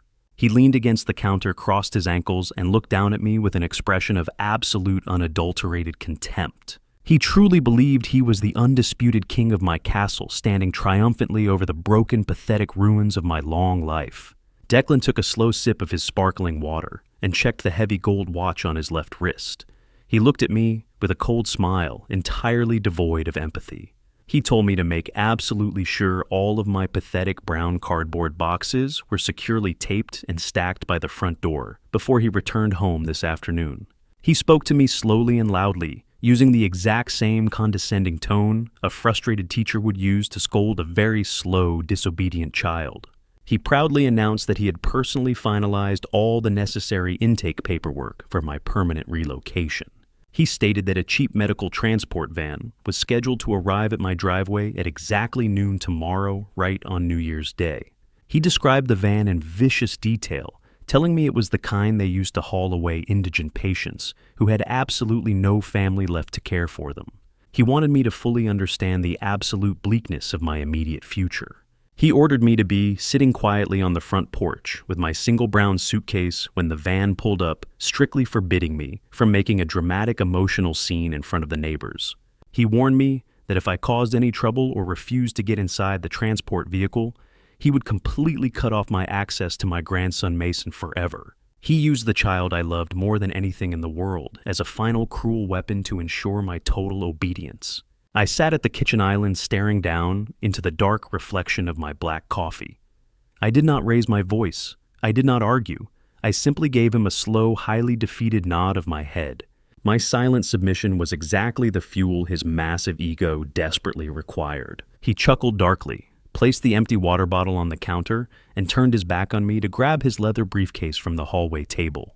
At that exact moment, my daughter Serena walked into the kitchen. She was wearing a thick pink fleece robe, her hair tied up in a messy morning bun. She looked incredibly tired, but there was a forced, desperate sense of hopeful excitement completely taking over her face. She walked directly past me, entirely ignoring my presence, and went straight to her husband. She threw her arms around Declan's neck and kissed him deeply. She stepped back, straightening his silver silk tie with her hands, and looked up at him with eyes full of absolute blind devotion. She told him how incredibly handsome he looked in his new expensive suit. She wished him the best of luck on his massive business closing today. She actually smiled a genuine bright smile, and told him that she was so incredibly proud of how hard he was working to permanently secure their family's financial future. The level of tragic, sickening irony echoing through the warm kitchen was almost too much to bear. She was actively praising the very monster who was silently plotting to completely destroy her entire existence. I watched her caress his cheek, entirely unaware that the man she was kissing was currently holding a secure digital key fob for a downtown luxury penthouse that belonged exclusively to his young blonde mistress. She had absolutely no idea that while she was busy thanking him for saving their marriage, he was meticulously planning to walk out of the title company with $800, 000 in stolen cash, and never return to this house again. She was eagerly helping him load the gun that he was going to point directly at her heart. Declan smiled back at her, a flawless, charming, and completely terrifying performance. He kissed her forehead, promised her they would celebrate with an expensive dinner tonight, and told her he loved her. The lie rolled off his tongue so easily, so naturally, that it made my blood run completely cold.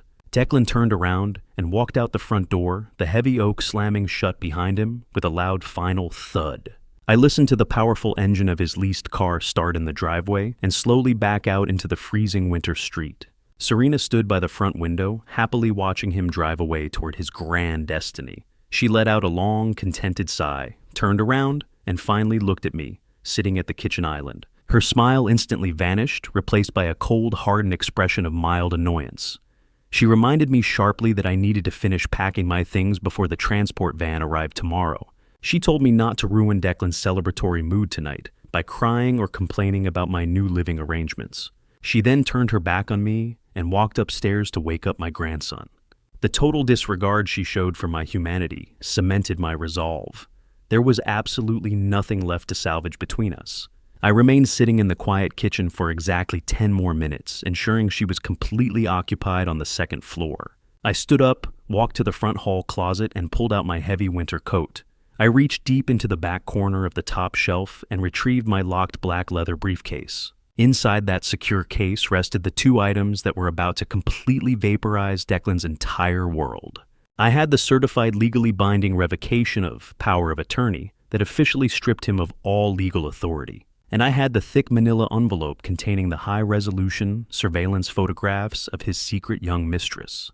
I gripped the heavy handle of the briefcase, my knuckles turning white with anticipation. The time for hiding in the shadows was officially over. The time for playing the weak, defeated old man had completely expired. I stepped out of the front door, into the freezing morning air, walking briskly toward my car parked down the street. Declan was currently driving downtown to claim his stolen fortune, completely unaware that I was already moving to intercept him at the bank. The final countdown had officially begun. I drove directly from my quiet suburban house to the massive glass and steel headquarters of the primary regional bank, located in the heart of the financial district. The morning air was bitterly cold, whipping fiercely through the city streets, but the heating system inside my car felt completely irrelevant compared to the burning heat radiating through my chest. Ben was already standing on the wide concrete steps waiting for me when I pulled into the visitor parking lot. He was wearing a dark charcoal wool suit, carrying a thick leather briefcase and projecting the intense aura of a man going into absolute legal warfare. We did not exchange a single word of polite greeting. A simple firm nod of the head was all that was necessary between us. We walked through the heavy revolving glass doors together and completely bypassed the long lines of ordinary customers waiting patiently at the teller windows. Ben flashed his official State Bar Association credentials to the armed security guard standing near the elevators and demanded immediate uninterrupted access to the senior branch manager. While we walked quickly down the quiet, thickly carpeted hallway of the executive suite, my mind briefly flashed to my son-in-law. Right at this exact moment, Declan was undoubtedly walking into the plush, luxurious lobby of the downtown title company. I could easily picture him shaking hands with the front desk receptionist, arrogantly taking off his expensive tailored winter coat, and sitting down in a soft leather chair with a cup of complimentary gourmet coffee. He was completely convinced that he was just a few simple signatures away from becoming a very wealthy man. He truly thought the finish line was entirely clear and completely unguarded. He had absolutely no idea that Ben and I were currently stepping into a highly secure banking office clear across town to completely detonate the bridge he was walking on. We entered the large corner office of the senior bank manager, a stern-looking woman named Sarah, who immediately recognized Ben from previous high-profile real estate litigation cases. She asked us to sit down, clearly sensing the intense, unyielding gravity we brought into her room. I sat down in the firm leather guest chair, right across from her wide mahogany desk, and placed my locked black briefcase securely on my lap. Ben did not bother sitting down. He stood tall, placed both of his hands firmly on the edge of her wooden desk, and commanded the absolute attention of the room. He told Sarah in a cold, uncompromising voice that we were facing an active, massive, and highly sophisticated case of elder financial exploitation and impending federal wire fraud. He demanded that she immediately initiate a complete, unyielding hard freeze on every single financial account, routing number, and credit line associated with my social security number. Sarah blinked rapidly, her highly professional demeanor momentarily cracking under the sheer weight of Ben's aggressive opening statement. She immediately asked for my physical identification to verify my identity. I reached into my heavy coat pocket, pulled out my state-issued driver's license, and placed it firmly on the polished wood in front of her. She quickly typed my full legal name and my social security number into her secure executive terminal. The large monitor instantly populated with my standard checking accounts, my meager retirement funds, and the entirely empty emergency savings account that Declan had already ruthlessly drained 2 days ago. Sarah looked at the screen and then back at me, asking in a very serious tone if I fully understood the severe personal consequences of a total systemic freeze. She warned me that doing this would completely lock my own access to my funds, bouncing any pending checks, and instantly stopping any automatic Thaddeus payments I had previously scheduled. I looked her directly in the eyes, my voice entirely steady and completely devoid of any hesitation. I told her to lock every single door, burn every single bridge, and completely seal the vault tightly shut. I told her I did not care if I could not buy a simple cup of coffee for the next month. I wanted absolute financial paralysis. Sarah swallowed hard, clearly understanding the absolute terror driving my specific request. She typed a rapid sequence of high-level override commands into her keyboard and pressed the final execution button. A bright red digital banner flashed completely across her monitor, confirming that my entire financial identity was now totally locked down under an emergency fraud mandate. With the immediate financial bleeding successfully stopped, it was finally time to deploy the ultimate weapon we had crafted. I clicked open the dual brass locks on my black briefcase. I carefully pulled out the heavy, thick, watermarked pages of the state-certified revocation of power of attorney. I handed the legally binding documents directly to Sarah. I told her clearly that my son-in-law had illegally filed a heavily forged document 2 weeks ago, granting himself total proxy control over my personal estate. I explained that he was currently sitting at a downtown title company, aggressively utilizing that dead-forged authority to sell my residential property to a massive corporate development firm. Sarah took the pages from my hand, her eyes scanning the dense legal text very quickly. When her gaze finally landed on the bright red 12-digit state confirmation number and the official steel notary seal provided by Ben, the remaining color completely drained from her face. She realized the terrifying magnitude of the crime occurring in real time. This was no longer a simple family dispute over a small stolen check. This was a multi-$800,000 commercial real estate theft, happening right under the nose of her banking institution. Ben instructed Sarah to immediately scan the state-certified revocation and transmit it directly to the Regional Federal Fraud Division. He told her to digitally flag the specific escrow account Declan had established to receive the corporate buyout funds. Sarah picked up her desk phone with a visibly trembling hand and dialed the internal emergency number for the Central Fraud Prevention Department. She spoke rapidly into the receiver, reading my exact social security number, the state confirmation code printed on the revocation, and the specific routing details of Declan's hidden escrow account. She officially documented that the original power of attorney was a confirmed malicious forgery, and that the primary account holder was sitting right in front of her, legally blocking all incoming and outgoing financial traffic. The heavy protective machinery of the federal banking system was finally waking up, and its massive unyielding gears were locking firmly into place right around my son-in-law's throat. Sarah hung up the heavy plastic phone receiver and looked back at us, her breathing shallow and fast. She confirmed that the regional fraud director had personally received the digital documents and placed an immediate active trace on the specific escrow routing numbers. The trap was now fully operational and completely armed. The only thing left to do was wait for the arrogant rat to step directly on the trigger plate. Ben finally sat down in the leather chair next to mine, crossing his arms tightly over his chest. We all turned our entire attention to the large computer monitor sitting prominently on Sarah's desk. The screen displayed a live, highly secure feed of the locked escrow account. The balance currently read $0. We were waiting for a massive $800,000 commercial wire transfer to hit that exact digital space from the corporate real estate developers. The silence in the executive office was absolutely deafening.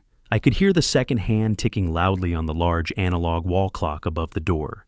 It was exactly 9:15 in the morning. Declan was definitely sitting inside the fancy closing room right now, holding a heavy gold pen, aggressively signing his forged name on the final fraudulent property deeds. I clearly pictured his arrogant, victorious smile. I pictured the corporate developers shaking his hand and congratulating him on a smooth transaction. I pictured the exact moment the escrow officer would hit the send button on their own computer terminal, legally authorizing the massive cash payout to secure the property title. The physical tension in my chest was so incredibly tight, I thought my ribs would snap under the immense pressure. I did not take my eyes off the computer screen for a single second. I watched the glowing blue numbers on the monitor, waiting for the devastating financial collision that would finally give me my complete revenge and absolutely destroy the arrogant man who had tried to throw me away. While we sat in the suffocating silence of the bank manager's office, my mind perfectly visualized the exact scene unfolding a few miles away in the luxurious downtown title company. Declan was sitting comfortably in a high-backed leather chair inside a polished glass conference room overlooking the city skyline. The corporate real estate developers were sitting directly across from him, sipping expensive bottled water, and casually discussing their destructive demolition plans for my beautiful family home. An escrow officer, entirely unaware that she was actively facilitating a massive federal crime, pushed a thick stack of legally binding closing documents across the smooth mahogany table. She smiled politely and handed Declan a heavy gold pen. He did not hesitate for a single second. He did not feel a sudden agonizing pang of guilt about destroying my life, throwing me into a substandard medical facility, or completely abandoning his own loyal wife and innocent child. He aggressively gripped the heavy pen and confidently signed his highly practiced forged signature on the bottom line of the final property deed. He handed the thick stack of documents back to the escrow officer with a wide, intensely arrogant smile, completely believing he had just successfully pulled off the greatest financial heist of his entire life. The silver-haired corporate developers stood up and shook his hand for the final time, officially and legally cementing the fraudulent commercial sale. The escrow officer turned back to her sophisticated computer terminal to initiate the massive financial payout. She carefully typed in the specific routing numbers for Declan's hidden escrow account, officially authorized the transfer of $800,000 in liquid cash, and pressed the final execution key. The digital money instantly left the massive corporate development account and shot through the complex, invisible web of the national banking system. heading directly toward the massive reinforced brick wall I had just meticulously built. Back inside the secure executive bank office, my eyes remained completely glued to the large glowing computer monitor sitting prominently on Sarah's desk. The digital clock on the bottom corner of her screen clicked silently to exactly 9:30 in the morning. Suddenly, the tense quiet room was pierced by a sharp, high-pitched electronic chime that made my heart race. The live secure feed of Declan's previously empty escrow account violently refreshed. A massive block of bright green text appeared rapidly on the screen, indicating an incoming commercial wire transfer of exactly $800,000. But the massive sum of money did not successfully deposit into the account. The exact microsecond the massive funds attempted to clear the final automated security checkpoint, they violently collided with the absolute, uncompromising hard freeze Ben and I had initiated just 30 minutes prior. The complex banking system reacted with terrifying immediate mechanical hostility. The bright green text on the monitor instantly turned into a flashing aggressive red color. A large digital warning box completely covered the center of the screen, displaying the words "transaction denied" and "account permanently suspended" in bold capital letters. The massive $800,000 wire transfer was instantly intercepted, frozen in a secure digital purgatory, and completely confiscated by the Central Fraud Division. Declan's entire master plan did not just quietly fail, it completely shattered into a million unrecoverable pieces against the impenetrable legal shield of the state-certified revocation document. I let out a long, incredibly heavy breath that I felt like I had been holding for the past 4 agonizing days. The deep, crushing physical weight on my chest completely evaporated entirely, replaced by a surging, powerful wave of absolute, undeniable victory. I looked over at Ben. My oldest, most loyal friend leaned back slowly in his leather guest chair, took off his reading glasses, and allowed a cold, deeply satisfied smile to finally spread across his face. Sarah sat perfectly still behind her large mahogany desk, staring intently at the flashing red warnings on her computer monitor. She reached out with a slightly trembling hand and typed a quick sequence of administrative commands to verify the exact legal status of the intercepted funds. She looked up at us, her eyes wide with a complex mixture of professional shock and deep respect for the flawless trap we had engineered. She confirmed in a quiet, incredibly serious voice that the massive wire transfer had officially crossed state banking lines before it was violently blocked by the internal freeze. Because the fraudulent transaction involved multiple major banking institutions, a stolen identity, a forged power of attorney, and an amount vastly exceeding the minimum federal threshold. The internal security system had automatically and instantly notified the Federal Bureau of Investigation. She explained that regional federal fraud agents and local police detectives were already receiving the automated emergency alert packets, detailing the exact location of the fraudulent signing and the specific identity of the account holder. Declan was no longer just a simple domestic abuser, bullying an old man in a dark hallway. He was now officially categorized as a highly dangerous perpetrator of massive federal wire fraud. He had successfully completed the physical crime by signing the papers. He had left an undeniable digital paper trail, and there was absolutely no legal way for him to cancel the transaction or claim it was a simple family misunderstanding. He was permanently locked into the devastating consequences of his own unchecked greed.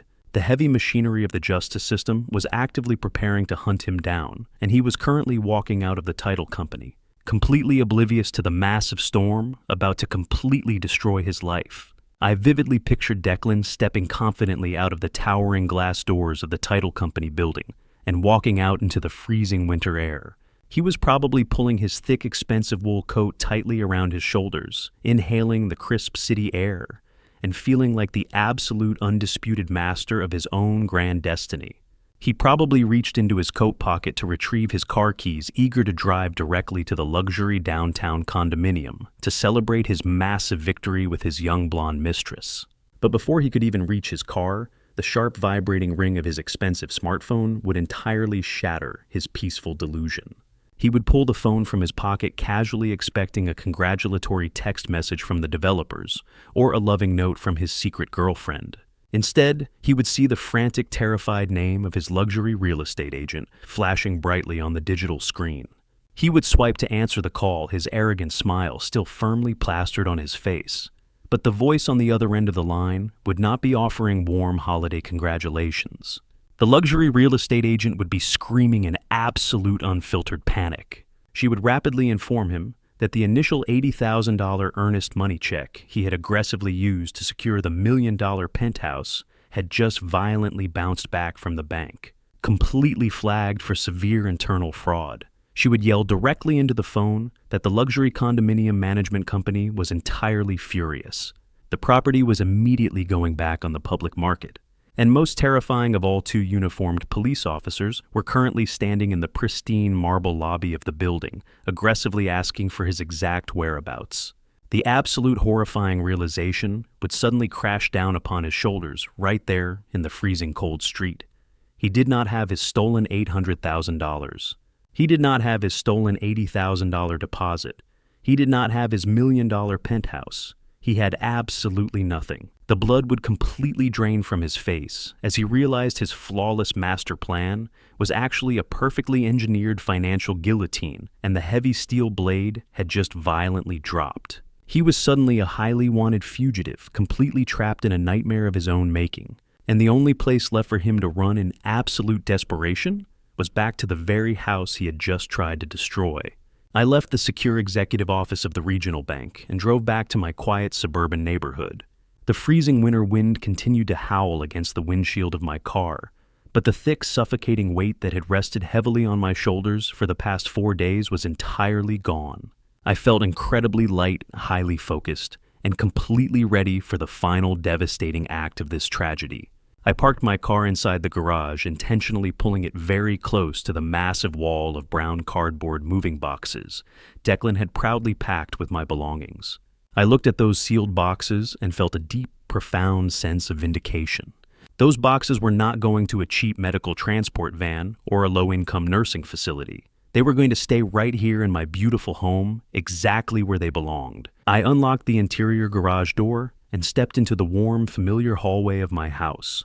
The property was completely silent. My daughter Serena had taken my grandson Mason to a holiday winter festival downtown, completely oblivious to the massive financial explosion that had just occurred across the city. Her absence was a temporary blessing. I needed the house to be entirely clear for the violent storm that was rapidly approaching our front door. I walked directly into the center of my spacious living room. I slowly took off my heavy winter coat and draped it neatly over the back of the sofa. I walked over to my favorite dark brown leather armchair, the specific chair I had sat in every single evening for the past 2 decades. Declan had recently joked that the chair was too old and ugly for his new modern aesthetic, openly planning to throw it into the local city dump the moment the corporate house sale was finalized. I sat down heavily in the comfortable leather seat, resting my hands firmly on the wide armrests. I assumed the physical posture of a man who was entirely in control of his own domain. I did not have to wait very long for my reinforcements to arrive. Exactly 15 minutes after I returned home, a dark, unmarked sedan pulled quietly into my driveway. I watched through the large front window as Ben stepped out of the vehicle, followed closely by 2 men wearing dark, heavy winter suits and thick overcoats. I stood up and opened the front door to let them inside the house. Ben walked in first, giving me a firm, highly reassuring nod. He turned and introduced the 2 men standing behind him. They were senior investigators from the Regional Financial Crimes Divisions, Detective Reynolds and Detective Carter. They did not smile. They did not offer warm holiday pleasantries. They moved with the cold, highly efficient precision of veteran law enforcement officers who were actively hunting a dangerous federal criminal. Detective Reynolds was a tall, incredibly imposing man with sharp gray eyes that seemed to instantly scan and evaluate every single detail of my living room. Detective Carter was slightly shorter, but possessed a thick muscular build that clearly communicated his deep physical authority. Ben briefly explained the immediate layout of the house to the detectives. He pointed toward the front foyer and the main hallway, outlining exactly how we would position ourselves to successfully trap Declan the moment he inevitably returned to the property. Detective Reynolds instructed me to sit right back down in my leather armchair. He told me to remain completely silent and entirely still when my son-in-law burst through the front door. He wanted Declan to fully incriminate himself, to show his absolute true colors, and to aggressively demonstrate the exact elder abuse he had been secretly inflicting upon me behind closed doors. Ben stood directly to my right side, his arms crossed tightly over his chest, his face set in a look of absolute unyielding legal judgment. The two federal detectives positioned themselves perfectly in the deep shadows near the wide archway of the living room, completely out of direct sight from the main front hallway, but perfectly positioned to instantly block any attempt at a physical escape. We formed a silent, impenetrable wall of absolute justice, and we waited in the quiet house for the desperate criminal to arrive. The suffocating silence of the living room was suddenly broken by the loud, aggressive sound of a car engine roaring down the quiet suburban street. Through the large front window, I watched Declan's vehicle violently jump the curb and skid dangerously across the snow-covered driveway. He slammed on the brakes, throwing the car into park before it had even completely stopped moving. The heavy driver's side door flew open and Declan practically fell out of the vehicle. He did not look like the arrogant, highly confident millionaire who had walked out of my kitchen just a few short hours ago. His expensive tailored winter coat was completely unbuttoned and flapping wildly in the freezing wind. His silver silk tie was violently loosened around his neck. His face was entirely flushed with a dark, terrifying shade of panicked red. He was moving with the frantic, highly reckless energy of a cornered animal, desperately searching for a way to survive. He aggressively stomped up the concrete front steps, completely ignoring the icy patches on the ground. He did not bother reaching into his pocket for his house keys. He simply raised his heavy leather boot and violently kicked the solid oak front door right near the heavy metal handle. The door shuddered under the immense physical impact, but remained securely locked. He kicked it a second time, simultaneously twisting the doorknob with aggressive, panicked force. The heavy deadbolt finally gave way, and the thick oak door crashed loudly against the interior hallway wall. Declan stormed into the front foyer like a completely unhinged madman. He immediately began screaming my name at the absolute top of his lungs. His voice was completely raw, echoing with a mixture of intense, uncontrolled rage and absolute, undeniable terror. He demanded to know exactly where I was hiding. He screamed that I had done something incredibly stupid to the bank accounts and that I needed to fix the massive error right this very second. He stomped heavily down the hardwood hallway, violently throwing his expensive briefcase against the wall, clearly intending to completely intimidate and physically threaten the weak. Helpless old man, he firmly believed he had completely conquered. He was entirely operating under the pathetic delusion that his cruel dominant tactics from the past 4 days would instantly force me into complete submission. He reached the wide archway of the living room, his hands balled tightly into aggressive fists, his chest heaving heavily with panicked exertion. He took one massive step into the room, his dark eyes frantically searching the space for his victim. The exact moment Declan crossed the threshold into the living room, his aggressive, violent momentum hit a massive, invisible brick wall. He stopped dead in his tracks, his heavy breathing completely caught in his throat. He stared directly at me, sitting calmly and quietly in my dark leather armchair. He fully expected to find me cowering in fear, frantically packing my pathetic brown suitcase, or crying quietly in the corner of the room. Instead, he found me sitting perfectly upright, my hands resting comfortably on the armrests, looking at him with an expression of absolute, terrifying, emotional detachment. But the sheer shock of my calm demeanor was absolutely nothing compared to the horrifying realization of who was standing directly beside me. Declan's eyes slowly darted to his left, landing entirely on Ben. He recognized the ruthless real estate attorney immediately. He saw the cold, highly calculating smile resting on Ben's face, and he instantly realized that the senior lawyer was not here to negotiate a peaceful family settlement. The thick, arrogant delusion Declan had been breathing for the past 2 weeks began to completely evaporate from his lungs. Declan took a slow, highly uncertain step backward, instinctively trying to retreat toward the open front door. But before his expensive leather shoe could even touch the hallway floor, Detective Reynolds and Detective Carter stepped smoothly and purposefully out of the deep shadows of the archway. They moved with absolute terrifying synchronicity, instantly cutting off his only physical avenue of escape. Declan rapidly snapped his head toward the two imposing strangers. His eyes immediately locked onto the heavy gold federal badges clipped prominently to the belts of their dark trousers. The absolute unadulterated reality of the massive trap he had walked into completely crushed him in a single devastating second. The aggressive, angry flush entirely drained from his face, leaving his skin a sickly pale shade of absolute white. His broad shoulders completely slumped forward, and his hands began to tremble violently at his sides. The incredibly arrogant millionaire executive, who was eagerly planning to steal my family home and run away with his young blonde mistress, completely vanished instantly, replaced by a terrified, pathetic amateur criminal who suddenly realized that he was about to lose absolutely everything. Declan swallowed hard, his Adam's apple bobbing frantically in his throat. He desperately tried to forcefully pivot his behavior, attempting to construct a brand new lie to save himself from the inescapable disaster. He forced a weak, incredibly shaky smile onto his pale face.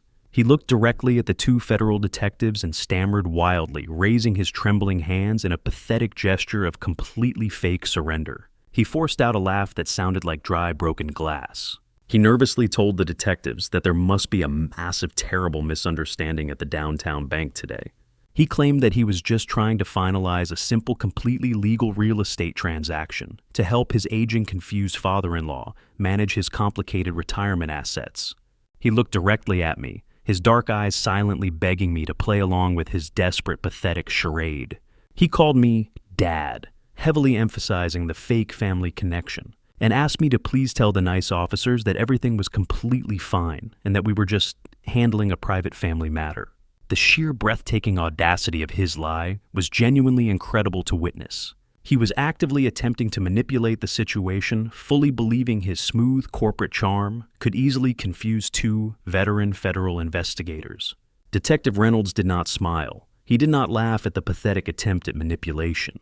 He simply took a slow, highly deliberate step directly toward my son-in-law, his gray eyes completely devoid of any warmth or patience. Detective Reynolds looked Declan right in the eyes and stated in a deep, commanding voice that they were not there to discuss a simple banking error. He informed Declan that they were actively investigating a highly coordinated, massive instance of federal wire fraud, aggravated elder exploitation, and the intentional use of heavily forged legal documents across state lines. The detective's words hit Declan like repeated physical blows to the chest. He physically staggered backward, his expensive leather shoes scraping loudly against the hardwood floor. He realized in that exact terrifying moment that the police already knew everything. They knew about the fake power of attorney. They knew about the stolen $80,000 deposit. They knew about the $800,000 commercial wire transfer. The trap was absolutely flawless. The steel jaws had violently snapped shut, and I sat entirely silent in my armchair, peacefully watching the arrogant monster completely suffocate under the crushing weight of his own absolute destruction. Detective Reynolds did not waste a single breath on polite introductions or calm negotiations. He stepped directly into the center of my living room, completely invading Declan's personal space with his massive frame. The veteran investigator began to meticulously list the incredible sequence of devastating federal crimes my son-in-law had aggressively committed over the past 2 weeks. His voice was loud, highly authoritative, and entirely uncompromising.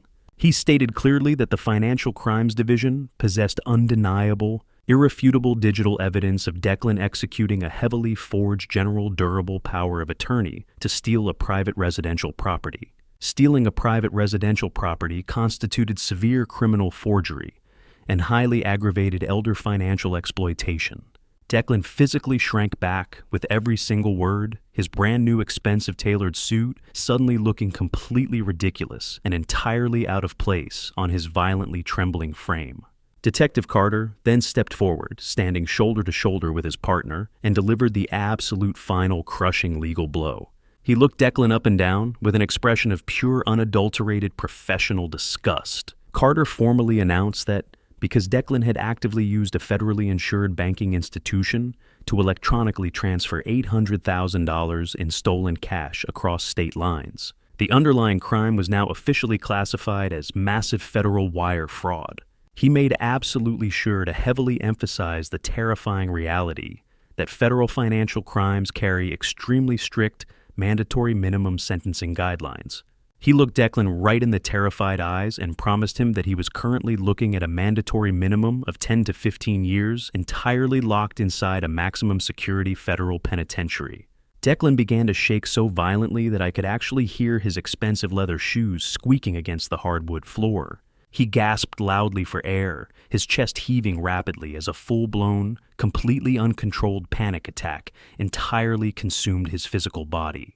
He desperately looked back and forth between Ben, the two massive federal detectives, and me, his eyes wide and silently begging for a miraculous lifeline that absolutely did not exist. Right at that exact highly terrifying moment, the heavy wooden back door of the kitchen violently swung open. My daughter Serena walked into the house completely oblivious to the massive life-altering storm currently raging inside the living room. I had explicitly asked my neighbor to briefly watch my young grandson Mason at the local winter festival, so Serena could quickly run home to grab his forgotten heavy winter gloves. She walked down the hardwood hallway humming a very cheerful holiday song, holding her car keys casually in her right hand. She stepped through the wide living room archway and froze completely solid in her tracks. She saw the two towering, unfamiliar men wearing heavy dark winter coats and displaying gold federal badges on their belts. She saw her husband pale, violently trembling, and entirely backed into a tight corner like a terrified trapped rat. She looked at me, sitting entirely calm and completely silent in my dark leather armchair, and pure unfiltered confusion immediately washed over her tired face. She took a slow, highly uncertain step toward Declan, instinctively wanting to comfort the man she genuinely believed loved and protected her. But the exact second Declan saw his wife enter the room, his fundamental deep-rooted core cowardice completely took over his entire personality. He did not try to protect her from the horrific situation. He did not try to shield her from the massive legal and emotional fallout about to destroy their lives. He instantly raised his shaking right hand, pointed his index finger directly at Serena, and aggressively threw her right to the hungry federal wolves. He screamed at the absolute top of his lungs that the entire fraudulent real estate scheme was completely her idea from the very beginning. He hysterically lied directly to the federal detectives, claiming that Serena deeply hated me, that she desperately wanted to forcibly sell the family house to fund her own lifestyle, and that she was the absolute mastermind who had personally forced him to forge the legal documents. He shouted wildly that she had constantly begged him to steal my retirement money so they could save their failing marriage and that he was simply following her strict demands. Serena dropped her car keys in absolute shock. They hit the hardwood floor with a sharp, ringing clatter that echoed loudly in the tense room.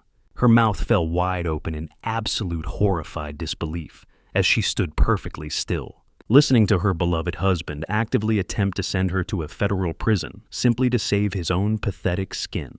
I knew it was finally time to completely end this miserable, disgusting charade. I slowly stood up from my comfortable leather armchair. I reached down and picked up the locked black leather briefcase resting quietly near my feet. I carried it across the room and placed it securely on the glass coffee table, sitting directly in the center of the living room space.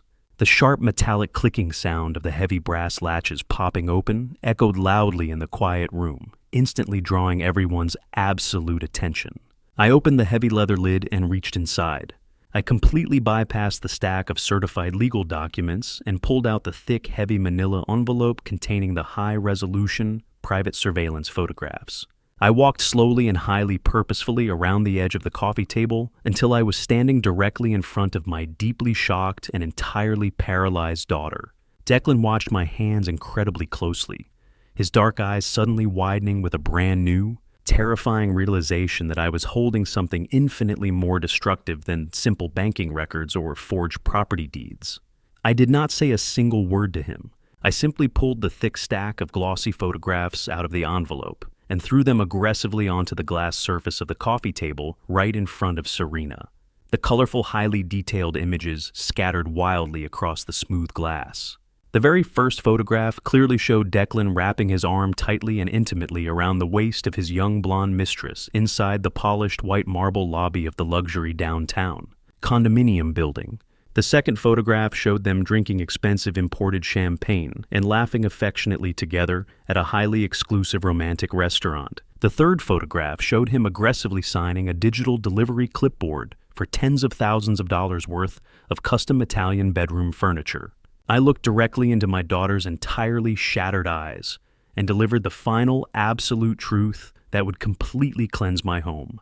I told her in a cold, unyielding, and completely steady voice that Declan was never planning to buy a new beautiful house for their struggling family. I told her that he had specifically registered exactly 2 secure electronic elevator keys for the $1 million penthouse property, one exclusively for himself and one exclusively for the 24-year-old woman who is currently decorating their new master bedroom.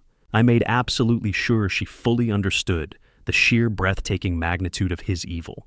I explained clearly that her husband was actively planning to let the ruthless corporate developers completely bulldoze our precious family home into the dirt, entirely steal the $800, 000 in liquid cash, and permanently abandon her and her innocent young son on the freezing winter streets without a single penny to their names. Serena stared down at the glossy surveillance photographs, completely covering the glass coffee table. She did not cry immediately. Her entire physical body simply locked into a rigid state of absolute profound psychological shock. She slowly reached out with a violently trembling hand and picked up the vivid picture of Declan intimately kissing the young blonde woman. Her eyes rapidly scanned the undeniable high-definition visual evidence of her completely shattered reality. The perfect suburban marriage she had desperately fought to protect for years. The handsome husband she had blindly defended against me just a few hours ago. The entire hopeful foundation of her adult life was absolutely nothing more than a disgusting, highly elaborate trap, meticulously designed to completely destroy her. A low, agonizing, and entirely hollow wail suddenly erupted from deep inside her chest. It was a terrifying, deeply guttural sound of pure, unadulterated heartbreak and total, absolute betrayal. She dropped the glossy photograph back onto the table, covered her pale face with both of her shaking hands, and collapsed heavily onto her knees right there in the center of the living room carpet. She sobbed violently, her entire body shaking with the immense, crushing force of the devastating revelation. Declan completely panicked, realizing his ultimate social and financial destruction was fully complete. He took a reckless, highly desperate step forward, reaching his hands out toward his sobbing wife, hysterically shouting her name, desperately trying to formulate a pathetic, entirely unbelievable excuse for the undeniable photographs. But he never even got the chance to speak another pathetic lie. Detective Reynolds and Detective Carter moved with absolute terrifying physical speed. They lunged forward, simultaneously grabbed Declan violently by his broad shoulders, and aggressively slammed him face first against the hard plaster wall of my living room hallway. The heavy, violent physical impact rattled the antique picture frames hanging nearby. Detective Carter grabbed Declan's wrists with immense force, twisted them painfully behind his back, and secured them tightly with a pair of heavy, freezing steel police handcuffs. The loud, sharp clicking sound of the metal ratchets firmly locking into place was the absolute most beautiful sound I had ever heard in my entire life. Detective Reynolds leaned closely into Declan's ear and loudly professionally read him his absolute Miranda rights, explicitly informing him that he had the right to remain completely silent. The 2 massive federal detectives forcefully pulled Declan away from the wall and dragged him aggressively toward the open front door. Declan kicked his legs wildly, screaming in absolute panic, begging me to immediately call the bank manager, begging Serena to please look at him one last time, completely melting down into a pathetic weeping puddle of absolute terror. They hauled him forcefully out the front door, marched him roughly down the snowy concrete front steps, and shoved him violently into the back seat of their dark, unmarked police sedan. I stood quietly in my living room, looking out the front window, and watched the official vehicle drive away down the freezing street, taking the absolute worst mistake of my family's entire life entirely out of our world forever. The heavy oak front door remained wide open for several long minutes after the unmarked police vehicle disappeared entirely down the snow-covered street. I stood there silently, feeling the freezing winter wind blow aggressively through the hallway, letting the crisp air physically cleanse the toxic, heavy atmosphere that had suffocated my home for years. Ben stood quietly beside me, placed a strong, reassuring hand on my right shoulder, and told me he would personally handle all the necessary legal follow-up with the federal prosecutors. He gathered his heavy leather briefcase, gave me one final nod of deep, profound respect, and walked out to his car, leaving me completely alone with my daughter. I slowly pushed the front door closed, locked the heavy brass deadbolt with a satisfying click, and turned around to face the living room. Serena was still sitting on the hardwood floor exactly where she had collapsed. The glossy surveillance photographs of her husband and his young blonde mistress were still scattered wildly across the glass coffee table, serving as a permanent, undeniable testament to her completely shattered reality. She slowly raised her head and looked directly at me. Her face was entirely streaked with dark ruined makeup, and her eyes were completely red from crying. She looked exactly like a frightened, lost little girl, desperately searching for the warm, protective father she had completely taken for granted her entire adult life. She pushed herself up from the floor, her hands trembling violently, and took a slow, highly unsteady step toward me. She began to speak, her voice cracking with heavy, breathless sobs. She apologized profusely, repeating the empty words over and over again like a broken record. She swore to me that she never truly understood the massive, terrifying extent of Declan's evil plan.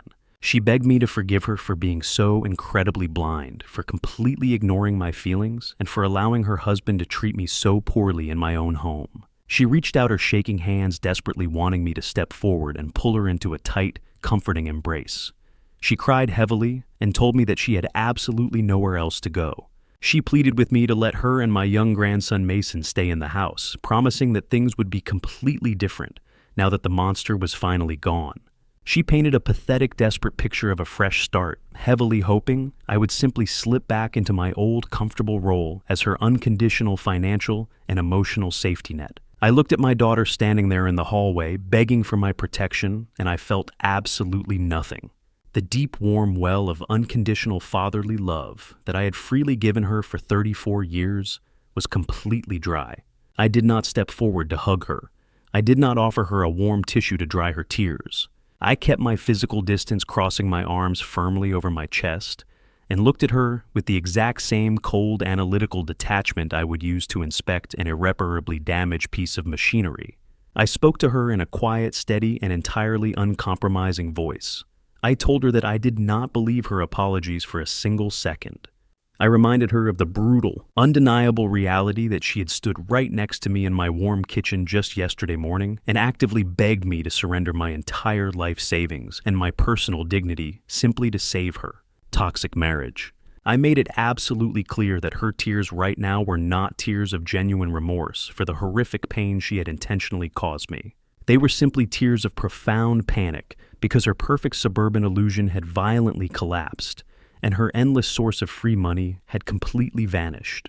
She had actively chosen to stand by a cruel, arrogant predator while he plotted to throw me onto the freezing winter streets. And she only changed her tune when she discovered she was also on the final menu. I looked her directly in the eyes and told her that she was no longer welcome to live under my roof. The absolute shock on her face was almost instantaneous. She gasped loudly, her hands flying up to cover her mouth in sheer, unadulterated disbelief. She truly thought my anger was entirely directed at Declan, and that she would easily escape the massive consequences of her own terrible complicity. I shattered that final delusion completely. I told her that she had exactly 30 days to pack every single piece of her clothing, gather all of her personal belongings, and permanently vacate my property. I explicitly stated that if she was not completely moved out by the end of January, I would have Ben file formal legal eviction papers and have the local county sheriff physically remove her from the premises. Serena fell back against the wall, sliding down, until she was sitting on the hardwood floor, again weeping loudly into her hands. I did not feel a single ounce of guilt. She was a grown woman who had made a conscious, terrible choice to betray her own father, and it was entirely time for her to face the harsh, unforgiving reality of the real world without my constant enabling protection.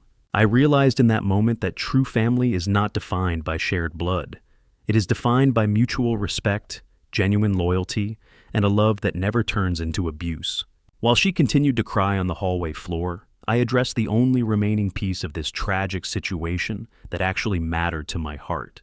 I spoke loudly over her heavy sobs, forcing her to listen to the final terms of our brand new reality. I told her that I had already made permanent ironclad financial arrangements for my young grandson. I explained that the $80,000 in life insurance money from my late wife, the exact money Declan had arrogantly tried to steal for his luxury downtown penthouse deposit, was now entirely safe and heavily protected. Ben had meticulously drafted a highly secure, impenetrable legal trust fund exclusively in Mason's name.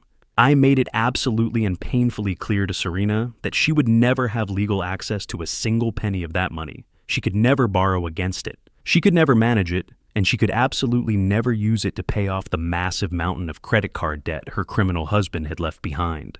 The trust was entirely locked down by an independent corporate executive and could only be accessed by Mason himself when he officially turned 25 years old to pay for his college education or to purchase his first home. I told Serena that I loved my grandson deeply, and I would always ensure his future was completely secure, but I would absolutely not allow her to use him as a convenient pawn to extract any more resources from my life. I finished my statement, turned my back on her weeping form, and walked slowly up the carpeted stairs to my master bedroom. I closed the heavy wooden door firmly behind me, finally shutting out the exhausting, pathetic sounds of her emotional breakdown. The massive war was officially over, and I had successfully defended everything that truly belonged to me. Fast forward exactly 30 days later. It was a bright, incredibly crisp morning in early February. The sun was shining beautifully through the large living room windows, reflecting brightly off the clean hardwood floors. The massive stacks of brown cardboard moving boxes that Declan had so arrogantly packed in the garage were completely gone. Serena had quietly hired a cheap moving truck and left the house 2 days before the final legal deadline. She had taken her son, her clothes, and her entirely shattered pride to a small, cramped apartment on the other side of the city. Declan was currently sitting in a cold, concrete federal holding cell, completely denied bail, awaiting his formal sentencing hearing, where he would undoubtedly receive his mandatory decade behind heavy iron bars. The heavy, toxic, and deeply parasitic presence that had heavily infected my home for 4 long years was finally completely eradicated. The air inside the house felt incredibly light, fresh, and remarkably clean. I walked slowly into my formal dining room. The grand mahogany table was no longer surrounded by greedy, entitled intruders disrespecting my property. It was perfectly polished, completely empty, and entirely mine. I pulled out the large wooden chair at the head of the table, my rightful and undisputed place, and sat down comfortably. I rested my hands firmly on the smooth wood and looked around the beautiful room I had built with my own 2 hands 40 years ago. I picked up a warm ceramic mug filled with fresh, steaming black coffee. I took a slow, deep sip, letting the rich, bitter taste entirely ground me in the present moment. I did not feel lonely. I felt an incredible sense of deep, enduring peace. There was absolutely no yelling, no disrespect, and no fear lingering in the hallways. There was only a profound, beautiful, and absolute quiet. The long, terrifying nightmare was entirely over. I had faced the absolute worst kind of betrayal, and I had survived by using my intellect, my patience, and my uncompromising resolve. The house was finally mine again, and the rest of my life was entirely my own to enjoy. Looking back on this painful family story, I finally understand something I was too proud to admit before. Blood alone does not define loyalty. Love alone does not guarantee respect. What happened to me was not just a simple mistake. It was a devastating family betrayal that forced me to see the truth about my own life. For years, I believed silence was strength. I believed enduring humiliation would somehow protect my family story from breaking apart. But that belief nearly destroyed me. This family story taught me that kindness without boundaries invites exploitation. And when family betrayal grows in the shadows, it can quietly consume everything you built. And to you listening to this story, remember this: never surrender your dignity just to preserve the illusion of peace. If someone turns your love into a weapon against you, step back and see the truth clearly. I ignored the warning signs for too long in my own family story, and that mistake nearly cost me everything. In my darkest moment, I asked myself why this family betrayal happened at all. The only answer that gave me peace was faith. I believe God allowed me to see the truth before it was too late. I believe God gives us strength not to avoid betrayal, but to survive it. And sometimes, when justice seems impossible, God quietly guides events so the truth can finally surface. Many people will call what happened family revenge, and perhaps they are right. But my family revenge was never about hatred. It was about protecting what my wife left behind. It was about refusing to let greed rewrite our family story. And if I'm honest, every act of family revenge comes with a price, because even when justice wins, the wounds of family betrayal remain. If you take anything from this family story, let it be this: ask questions early, protect your independence, and never mistake manipulation for love. Before you go, share your thoughts in the comments. Where are you listening from? And what would you have done in my place? Your voice keeps this community alive. If this family story resonated with you, consider liking and subscribing so you don't miss the next one. Thank you for staying with me until the very end. And a small note before the next stories begin: some future episodes may contain dramatized elements created for reflection and educational purposes. If that isn't the kind of content you enjoy, feel free to choose something else that suits you better.